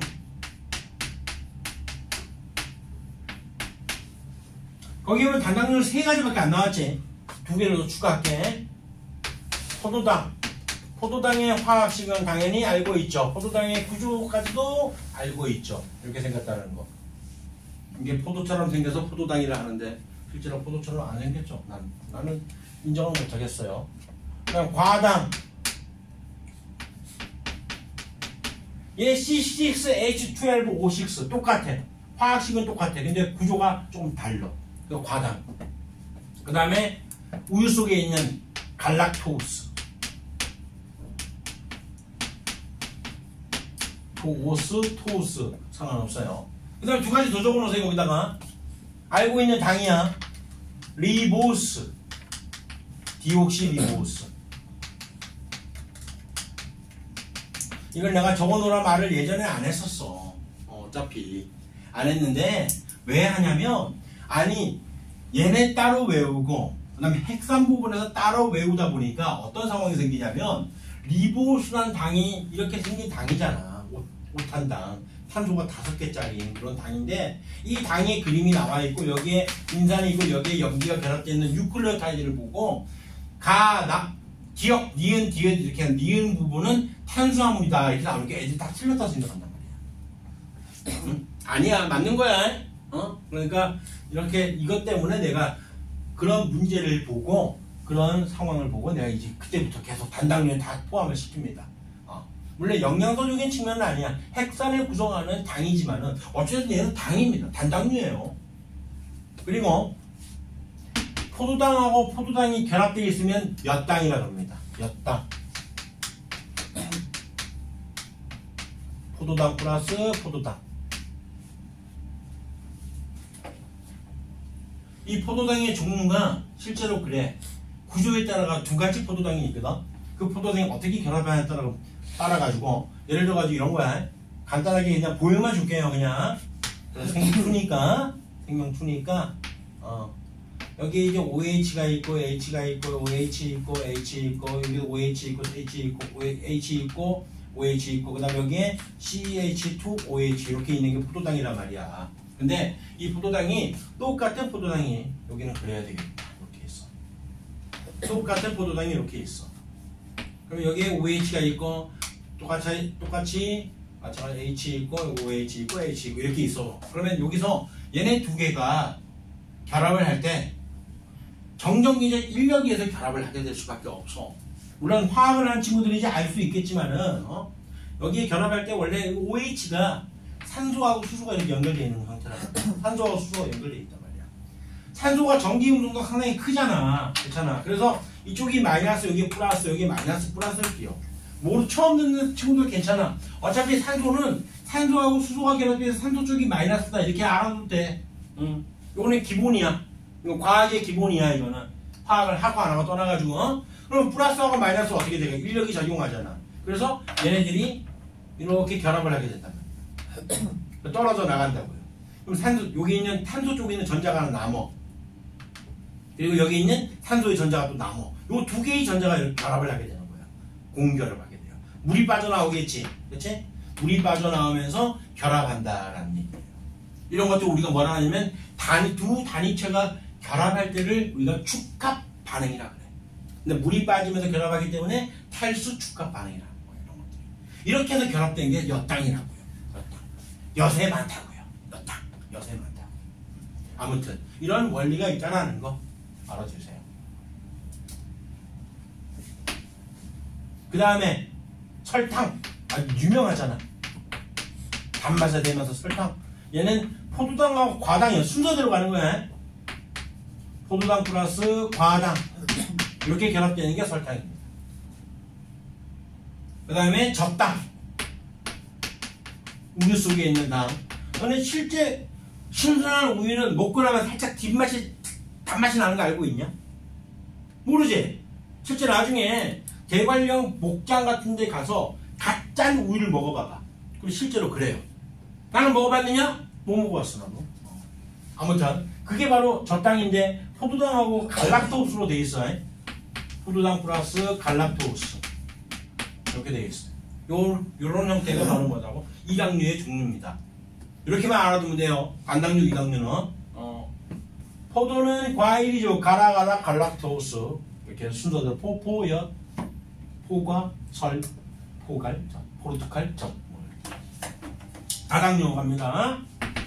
포도당이 여러 개의 중합체로 연결되어 있으면 우리가 녹말이라고 하는데 이 녹말은 식물에서 식물이 일종의 포도당을 저장하는 방법입니다. 식물이 저장하는 거예요. 그게 바로 녹말이라고. 식물이 포도당을 만들어서 과합동을 통해 가지고 포도당을 합성해서 결국엔 녹말 형태로 저장을 하게 되죠. 그런 다음에 그리고 동물 같은 경우는 동물이 포도당을 저장하게 되면은 일종의 동화작용이 전부 다 동화작용. 그렇게 하게 되면은 얘는 우리가 알고 있듯이 글리코젠이라는 물질로 저장을 하게 됩니다. 됐죠? 글리코젠, 간에 있는 글리코젠, 물론 간에만 있는 게 아니에요. 근육에도 글리코젠이 있습니다. 바로바로 꺼내 쓰기 위해서 아무튼 이렇게 된 포도당을 글리코젠을 저장하게 하는 호르몬이 있죠. 무슨 호르몬? 아이씨 대답이 나와야 돼. 이 정도는 나와야 되잖아. 혈당량 낮추는 호르몬 아니냐. 유일한 호르몬 인슐린. 그래 이 정도 나와야죠. 그 다음에 다당류 중에 또 하나야. 셀룰로스.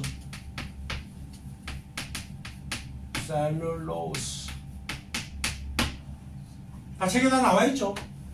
식물세포의 세포벽이죠. 이거는 식물세포의 세포벽 성분. 그리고 혹시 펩티도글리칸 나와있나?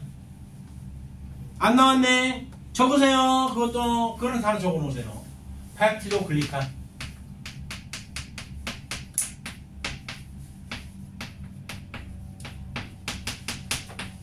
생명과학 2니까 이 정도는 알아둬야죠.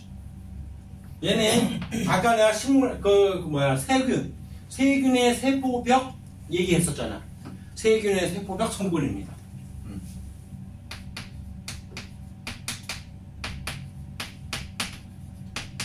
세포벽이 펩티도글리칸으로 되어 있어요. 얘는 사실 다당류라고 하지만은 단백질에 관련된 당이야 사실은.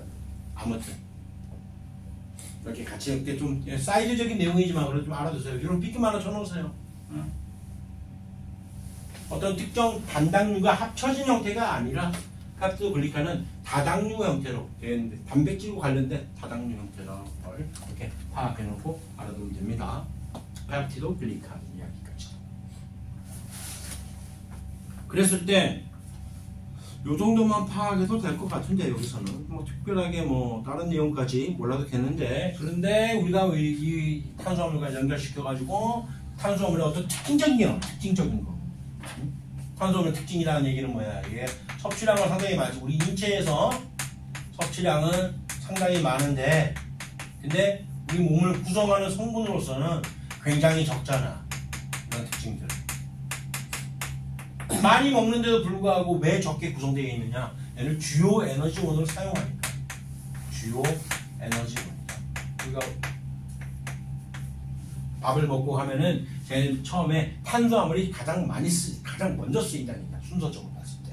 그런 다음에 이제 지방이 쓰이는 순서가 그래요. 두 번째로 가면 지질 이야기. 지질도 마찬가지로 일반적인 지질은 구성하고 있는 원소는 CHO로 구성되어 있어요. 물론 여기서 좀 다른 게 있긴 있지만 뭐 인산성 콜린이라든가 이런 물질이 있긴 있지만 아무튼 일반적으로 그렇다. 지질을 마찬가지로 또 카테고리화 시켰죠. 분류하게 되면은 처음에 우리가 일반적으로 알고 있는 지방이 사실은 그냥 지방이 아니라 원래 중성지방이죠. 중성지방. 이 지방이 구성하고 있는 그 그림 알고 있죠? 명칭 뭡니까? 대가리 부분. 대답이 안 나온다.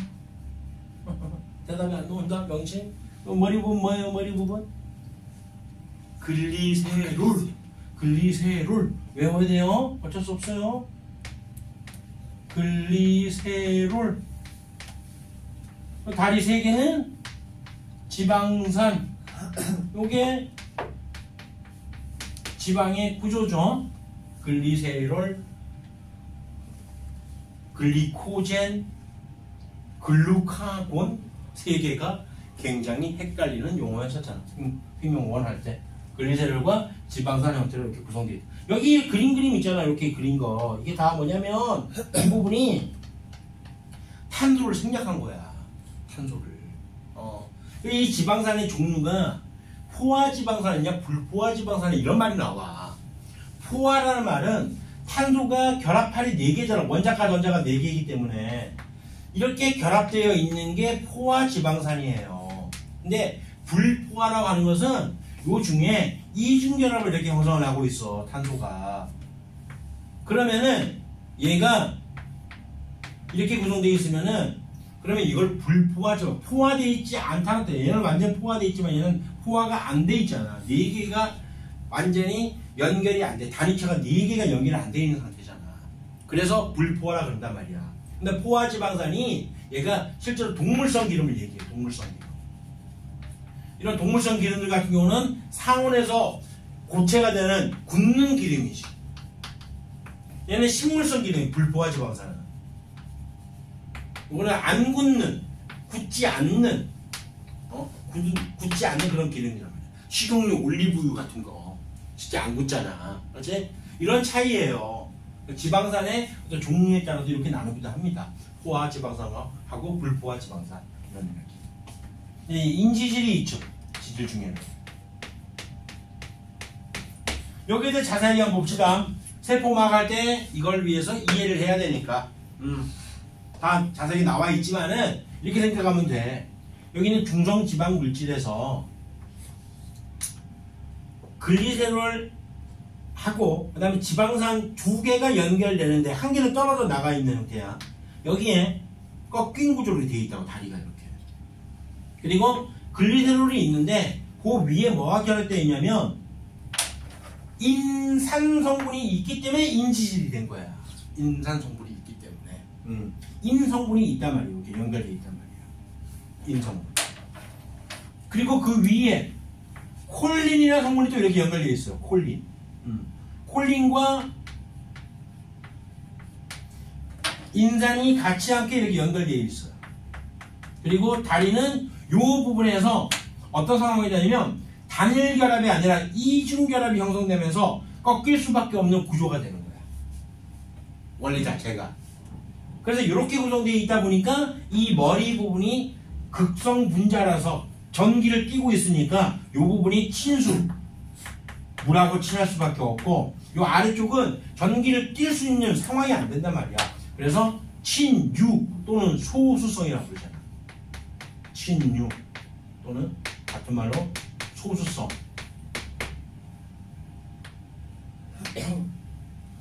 됐죠? 간단하게 됐죠? 이게 안 남아있죠? 그런 얘기가. 콜린과 인산이 결합되어 있다는 얘기는 나와있네요. 친수성 머리하고 소수성 꼬리로 구성된다라는 거. 지방산 두 분자 꺾인 구조. 거기 이중결합이라는 것도 알아두세요. 이중결합.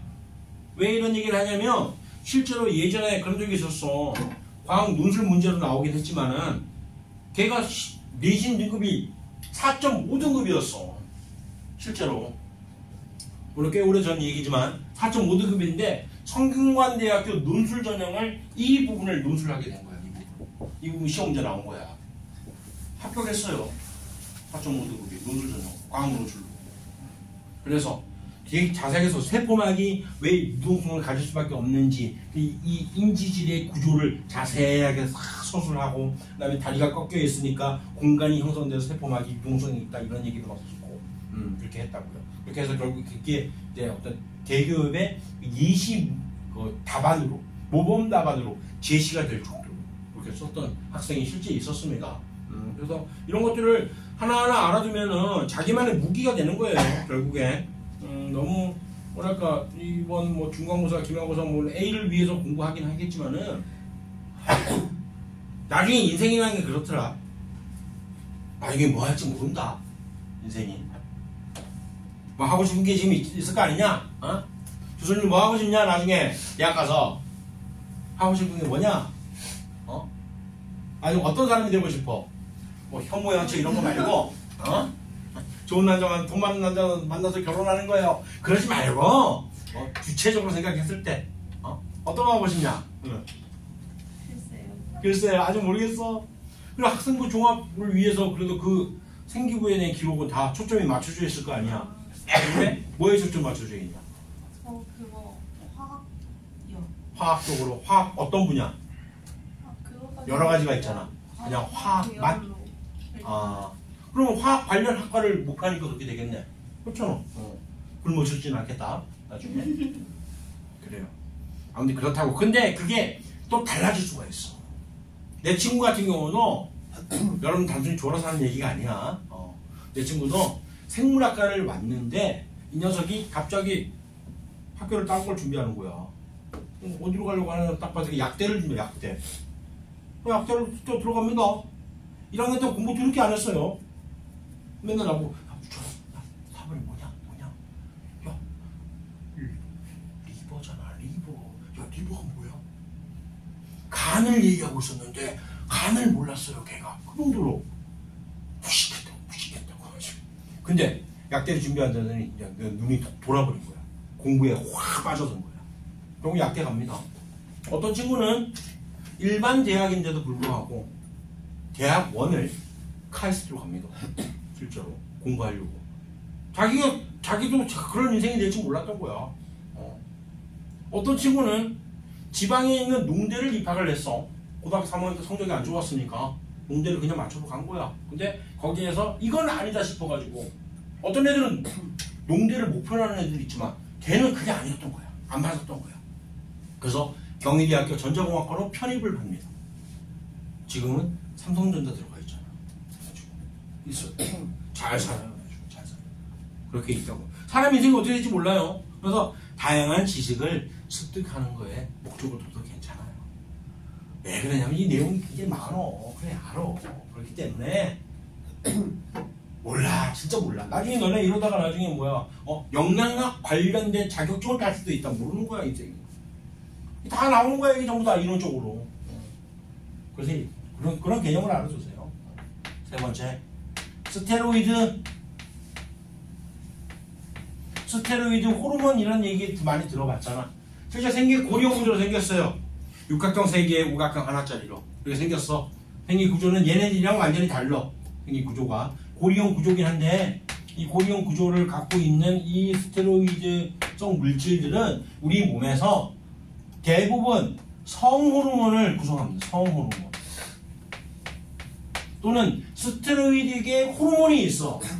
너는 호르몬 할 때 배웠잖아. 응? 호르몬 할 때 부신 거칠 호르몬 배운 적 있죠? 부신 거칠 호르몬 뭐 있었니? 두 가지 기억나나 혹시? 응?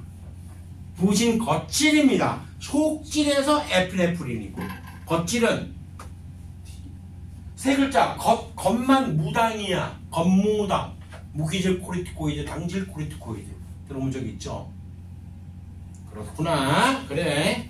또 그러면 생명과 원 수능 대비는 또 따로 해야 되는 상황이 생겼네요. 우리는 그래요. 어차피 할 겁니다. 걱정하지 마세요.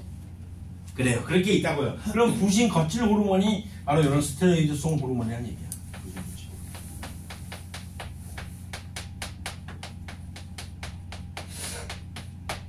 그리고 콜레스테롤 들어봤잖아. 뭔지 알잖아. 콜레스테롤도 포함되어 있는 형태고요. 이렇게 알아두면 돼요.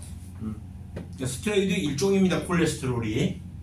됐죠? 이 정도만 파악하세요. 그 다음에 여기 인지질에 대한 이야기는 얘는 자세한 이야기를 이제 세포막에서 할 거니까 그리 알고 있으면 됩니다. 자, 세 번째까지 갑시다. 세 번째 3번.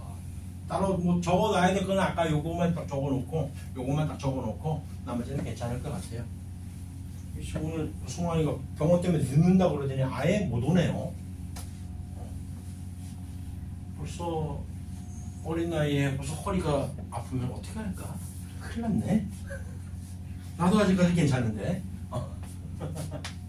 세 번째 단백질. 이거 설명이 많습니다.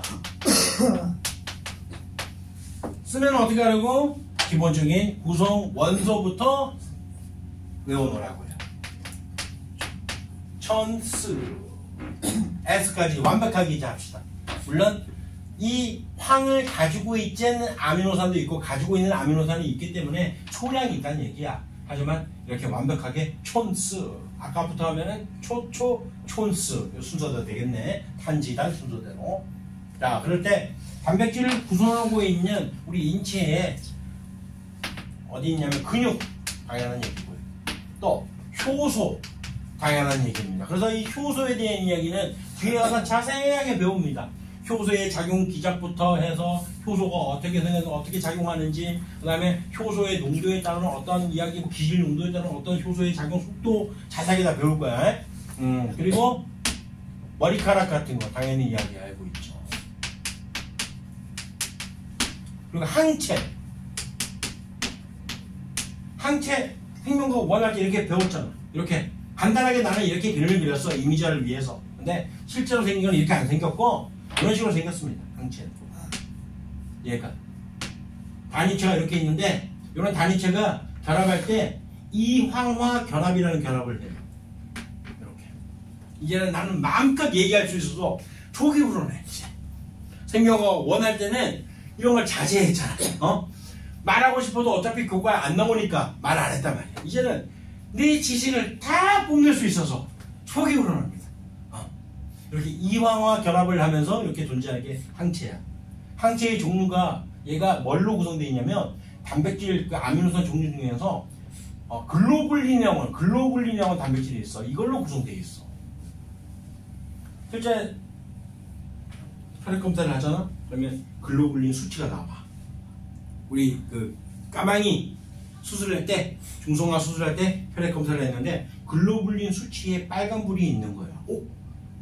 야, 이거 뭐 문제 있구나. 그래서 가만히 봤어. 수치가 정상 수치보다 훨씬 더 오버해서 빨간불인 거야. 알고 보니까. 와. 그 말은 뭐야? 걔는 면역력 하나는 거의 타고난 거지.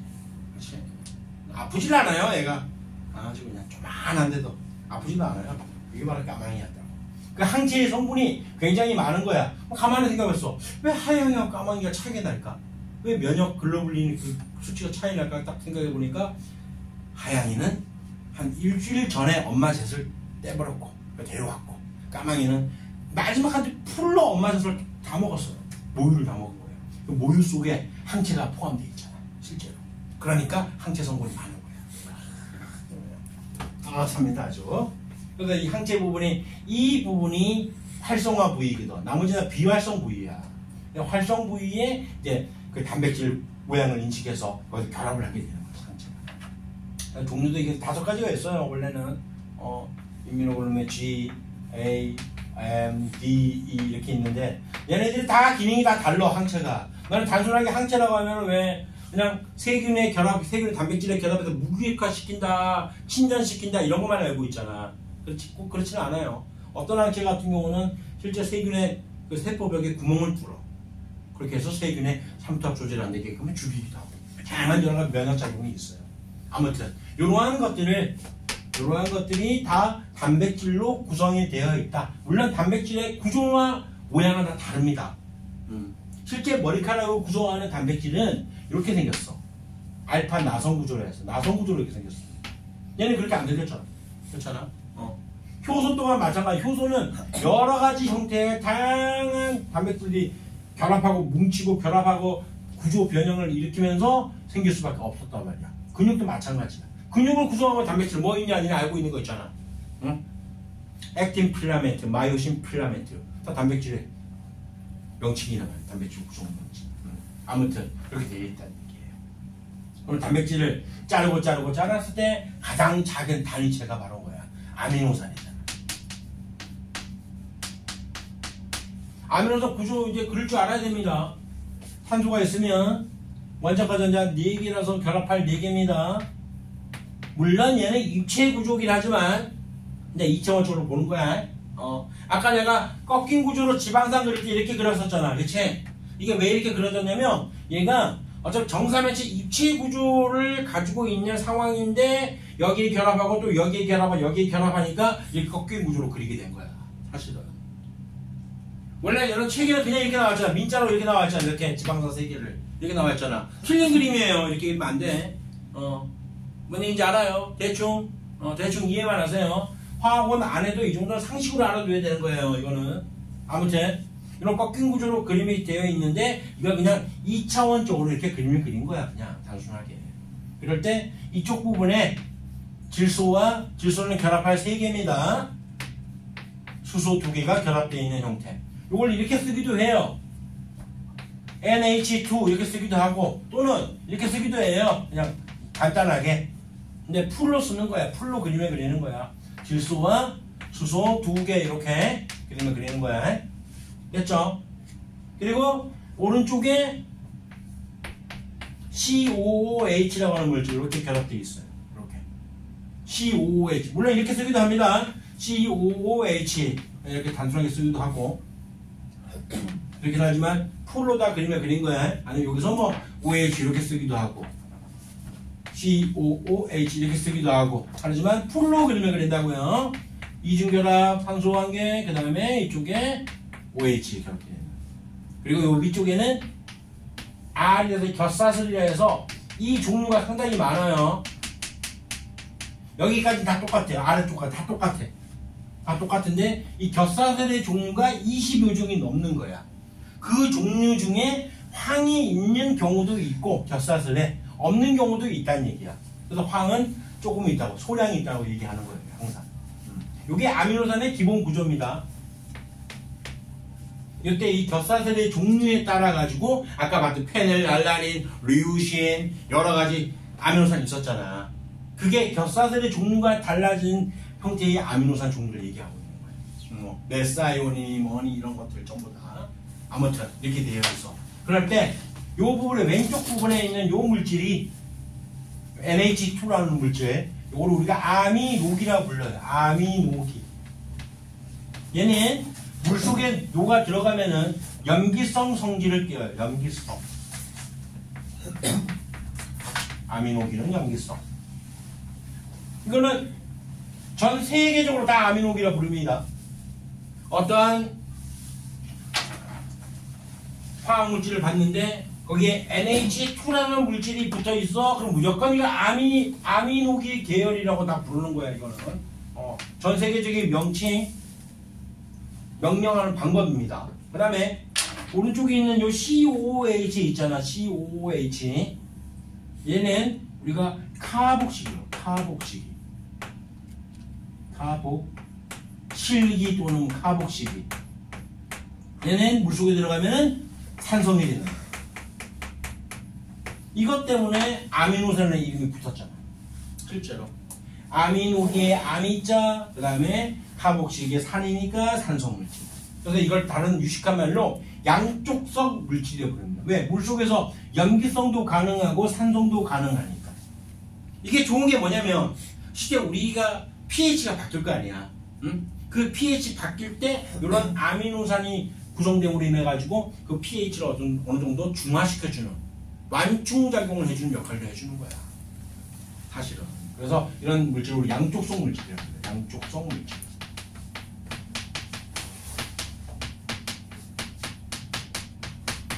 이거는 다시 한번 또 그려볼게. 작게 한번 그려볼게. 여기다가 산소 그림 연습 한 번만 해봐. COOH. 또 하나 더 그려볼게. 왜 그리냐면 이제 결합하는 얘기 할 거야. 아미노기 NH2 그리고 겹사슬 수소 COOH 카복실 됐어요. 돼 있다. 마찬가지로 여기도. 아까 얘기했던 거 또 나온다. 뭐냐면 산소가 상당히 전기 음성도가 강해. 수소보다.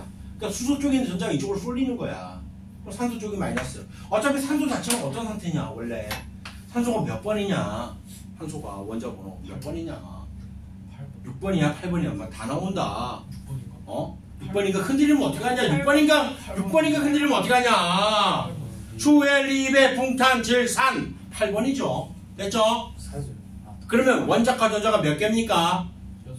6개. 6개죠. 첫 번째 개도 2개 빼고 그릴게요. 하나, 둘, 셋, 넷, 다섯, 여섯. 그러니까 전자 2개를 얻을 수 있는 성질이 굉장히 강하잖아. 그 전자를 끌어들일 수 있는 성질이 강한데다가 수소가 달라붙어. 수소는 얘는 호구 중에 호구란 말이야. 그래서 H잖아. 호구라서. 그렇지. 이 호구의 수소 쪽에 있는 전자가 내가 결합을 하면 이쪽으로 쏠립니다. 얘는 원자핵이 노출된다고. 그래서 이쪽에 불화성이 이 원리나 말이야. 질소도 마찬가지야. 질소도. 생명체에서는 산소와 질소가 있으면 얘네들이 유식한 말로 전기 음성도가 되게 강해. 플루오린이 제일 강하지만 플루오린은 생명체를 구성하는 원소는 아니니까 이런 영양물질을 이런 구성하는 주요 물질에 있는 구성 원소는 플루오린이 없잖아. 그러니까 산소하고 질소만 있으면 굉장히 수소랑 결합되어 있다. 그럼 무조건 자기네 쪽으로 전자를 끌어당기는 성질이 강하기 때문에 얘가 이런 극성을 띈다고. 마찬가지야. 극성을 띄는 거야. 여기에. 물론 여기서 약간 극성을 띄긴 하지만 그 생략하자고요. 이렇게 되는 겁니다. 그러니까 단백질은 아미노산은 물하고 친하다는 걸 내가 얘기하려고 하는 거야. 물 분자 또한 마찬가지잖아. 물 분자 또한. 응? 물 분자가 뭐냐? 이렇게 산소가 있으면 수소가 이렇게 결합되어 있는 형태로 여기에 비공유 전자쌍도 있겠거니와 전기물도 강하게 이렇게 극성을 띠잖아. 똑같아. 응? 근데 이렇게 전기를 안 띄워 만약에 그럼 어떻게 되는 거야? 그러면 얘네들은 무극성 분자니까 물하고 안 친하잖아. 지방산이 대표적인 예고 글리세롤이 대표적인 예 아니야. 얘네들은 전기를 안 띈단 말이야. 요 정도 원리는 좀 파악을 해야 됩니다. 그래야지 이해를 좀 하고 그러니까 외울 수 있는 거 좀 줄일 거 아니야. 근데 이 얘기 왜 하냐면 여기서 마찬가지. 마이너스 플러스 띄고 있으면 플러스 마이너스 인력이 작용할 거 아니야. 똑같아 개념이. 그러면 아까 얘기했던 것처럼 여기 있는 요 물질이 결국에는 떨어져 나온다고요. 물로 떨어져 나오잖아. 원리를 얘기하려고 하는 거 원리. 그러면 탄소의 전자 하나 남는단 말이야. 질소의 전자 또한 하나 남어. 얘네 이 전자 두 개가 어떻게 된다고? 공유 결합하게 돼요. 이렇게. 얘네 떨어져 나왔고. 아까 마찬가지로 물이 빠지면서 떨어져 나오는 이런 반응.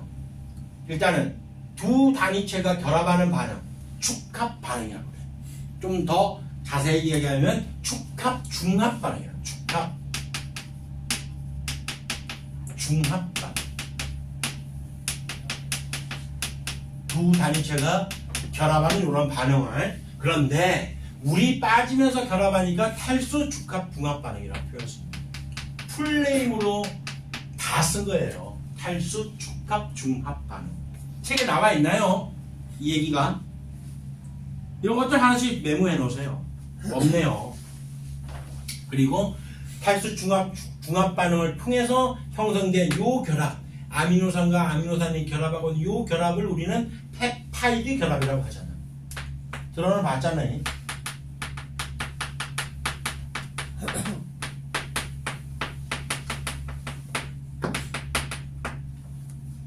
아주 중요한 결합이죠. 펩타이드 결합이 형성하고 있으니까 결과적으로 우리는 단백질과 관련된 이야기를 할 때는 다 펩이라는 글자가 다 들어갔었잖아. 펩신 또는 아까 이게 펩티도 글리칸 이런 얘기들 나왔지, 그치? 다 단백질과 관련된 이야기예요. 펩타이드 결합하고 있기 때문에 아미노산이 두 개가 있으면은 펩타이드 결합은 하나 형성하는 거야.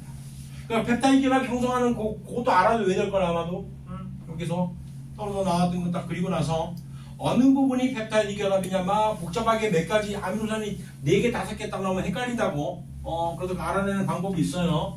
여기는 산소와 탄소와 질소 요거 찾으면 돼. 그다음 수소는 따라오는 거니까 요거 딱 찾으면은 그러면 산소와 탄소와 질소가 있단 말이야. 그다음 수소 이렇게 있어요. 요거 사이에 결합이 펩타이드 결합이잖아.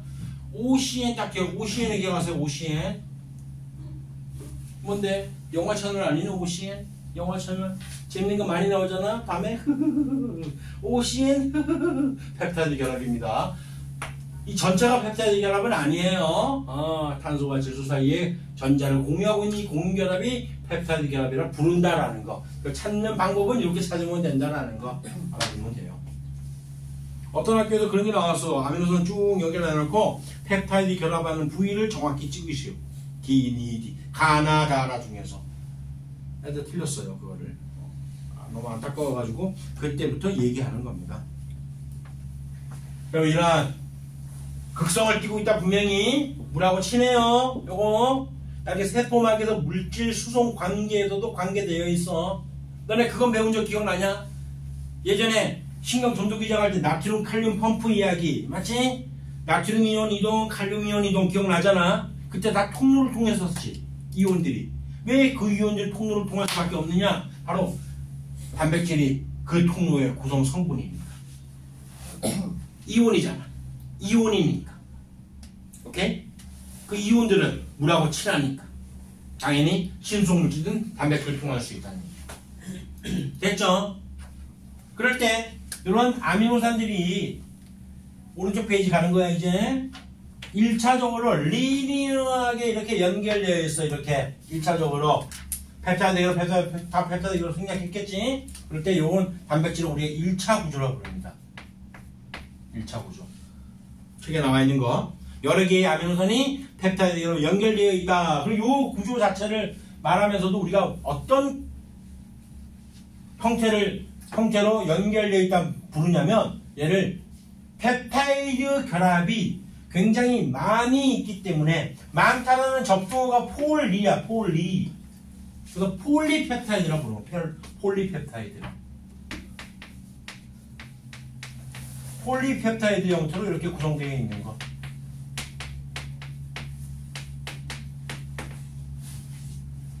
폴리란 말이 많아요. 뉴클레오타이드 결합이, 뉴클레오타이드가 단위차가 많다. 그럼 폴리뉴클레오타이드라고 부르잖아. 그렇죠? 그럼 폴리라는 뜻은 많다는 뜻이에요. 그래서 폴리펩타이드 형태로 되어 있는 걸 단백질의 1차 구조, 이렇게 선형 구조로 되어 있는 거. 그 다음에 2차 구조가 되면은 하나밖에 안 나와 있어요. 거기 보니까. 아까 내가 머리카락 구조 얘기했었지.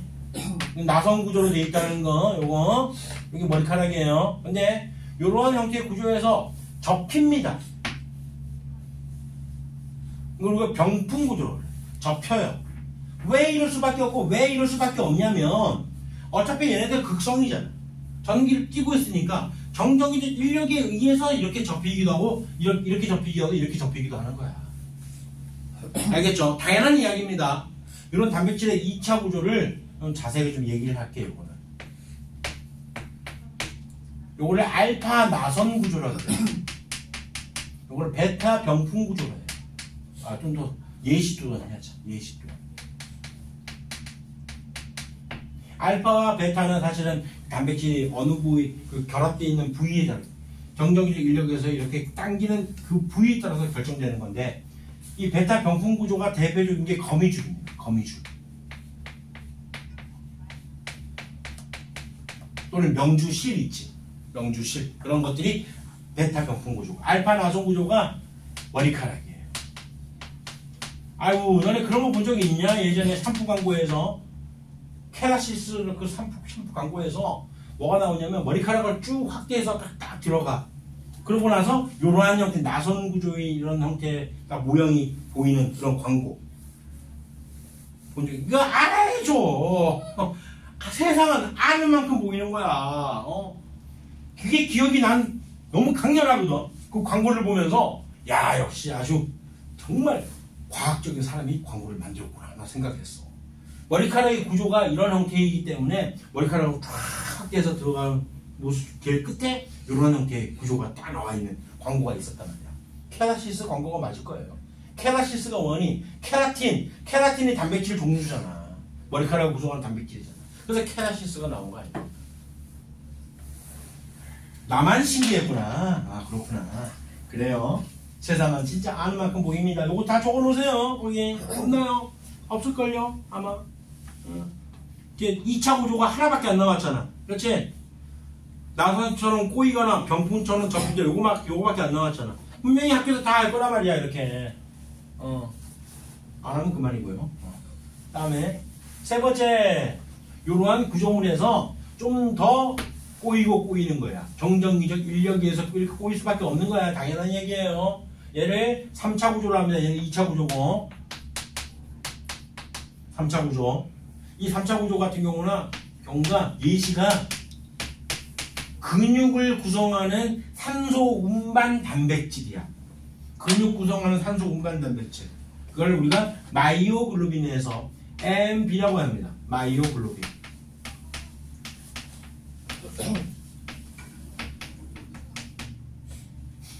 마이오글로빈. 이제 근육세포에 많이 있습니다. 근육세포로 산소가 공급될 때는 마이오글로빈이 관여합니다. 물론 적혈구에 있는 헤모글로빈에 의해서 헤모글로빈에 의해 가지고 산소가 운반되겠지만은 그때 근육세포에 산소가 달라붙을 때는 여기에 있는 마이오글로빈에 달라붙는 거야. 산소가. 그래서 그렇게 이동되게 되고, 이 헤모글로빈이 단백질의 4차 구조입니다. 4차 구조. 요거보다 더 복잡한 구조는 없다는 뜻이죠. 헤모글로빈은 아니까 생략할게요. 여기 당연히 알다시피 이제 산소가 결합할 수 있는 이러한 형태의 햄이라고 하는 부분이 있어요. 햄. 여기에 산소가 달라붙어요. 철 이온이 있죠. 철이 녹슬는 거지, 한마디로 얘기해서. 이렇게 단백질의 1차 구조와 2차 구조, 3차, 4차 구조가 있다라는 개념. 그림까지 알아두고 예시까지 알아두세요. 예시까지도. 자, 어디 있다는 거. 그럼 예시가 나와 있는 게 또 헤모글로빈 폴리펩타이드 4개, 그래 4개로 구성되는데 2개의 알파 사슬과 2개의 베타 사슬로 구성되어 있대요. 그런 거 그냥 한번 쓱 읽어보고 말면 됩니다. 그럴 때 이러한 단백질이 특징이 있지. 온도하고 pH에 상당히 민감하죠. 아까 얘기했던 거잖아. 이런 단백질이 온도에 민감하기 때문에 DNA 증폭하는 기술인 PCR 기술이 굉장히 어려웠던 기술이라고 얘기했잖아. 맞지? 온도를 높여야지 DNA가 풀어지는데 온도를 높이면은 그때 그 속에 넣어있던 효소 같은 단백질 다 성질이 변해버린다. 성질이 변해버린다는 뜻이 무슨 얘기냐면 여기에 있는 이 결합이 어떤 결합이라 다 정적이적 인력에 의해서 접히고 접혔다는 거잖아. 맞지? 신수니까 얘네들 다 극성 분자가 결합했던 상태니까 그러니까 이것들이 결합했다가 이 결합이 끊어져 버리는 거야. 정적이적 인력에 의해서 접혔는데 끊어져 버리는 거야. 그게 바로 민감하다는 뜻이야. 온도와 pH. 쉬운 예시로 여러분들 그거 본 적이 있을 거야. 삼겹살 먹어봤잖아. 좋다. 더 비싼 걸로 갈까 그러면 샤브샤브 먹어봤잖아. 그 부분에서 단백질은 어느 부분이? 살코기 부분은 단백질이잖아. 단백질이 샤브샤브 딱 뜨거운 물 속에 집어넣으면 무슨 색깔로 바뀌어? 야이씨 안 먹어봤구나. 샤브샤브를 먹어봐야죠. 좋다. 아주 저렴한 걸로 갈게 그러면. 계란 후라이 먹어봤잖니. 계란 후라이에 있는 흰자가 원래 무슨 색이야? 없어요. 투명하지. 무슨 색으로 바뀌어? 흰색으로 바뀌죠. 그게 단백질이야. 노른자가 색깔 바뀌어 안 바뀌어? 계란 후라이도 안 먹어봤구나. 바뀌긴 뭐가 바뀌어. 진한 노란에서 노란. 아니야. 노란색은 그대로야. 오늘하면 다시 한번 먹어봐봐. 계란 후라이를. 응? 터트렸을 때랑 안 터트렸을 여러분들 이렇게 여러분들이 가난한지 난 몰랐습니다. 그래요. 오늘은 숙제가 있어요. 계란 후라이를 먹으면서 색깔 변화 관찰해보기. 갈색으로 바뀌는 상황까지 가지 말고 성질이 변하는 것만 보면 돼. 그게 바로 온도와 pH에 민감하다는 얘기입니다. 온도에 의해서 이거에 의해서 변성한 성질이 변한다는 뜻이야. 실제 샤브샤브나 삼겹살 그런 거는 회색으로 바뀌어요. 살코기가. 알아? 회색. 그러니까 그게 뭐냐면 우리가 관찰력이에요. 관찰력. 온도는 적정 온도가 존재하잖아. 근데 이 온도를 넘어서면은 원상복구가 안 되죠? 그렇지? 그래. pH도 마찬가지. 적정 pH가 존재하지 않으니 pH 2에서 7에서 8에서 잘 작용하는 효소들이 다르잖아. 종류가. 그렇다는 얘기죠. 아무튼 이것이 온도와 pH가 조건이 안 맞으면은 성질이 변해버린 증상이 생기는데 결과적으로 이런 입체 구조가 어떻게 된다?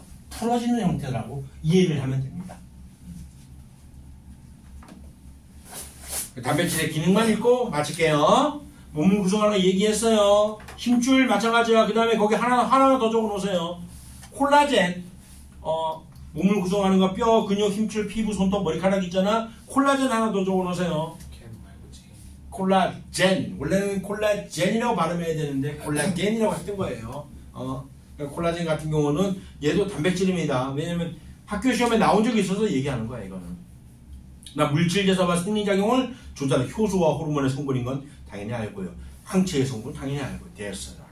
다음 시간에 핵산부터 할 테니까 그리 알고 여기 좀 고1 때 추억도 있지만 외워야 될 게 좀 있으니까 근데 생명과학 2는 어쩔 수 없습니다. 다 외워야 돼요.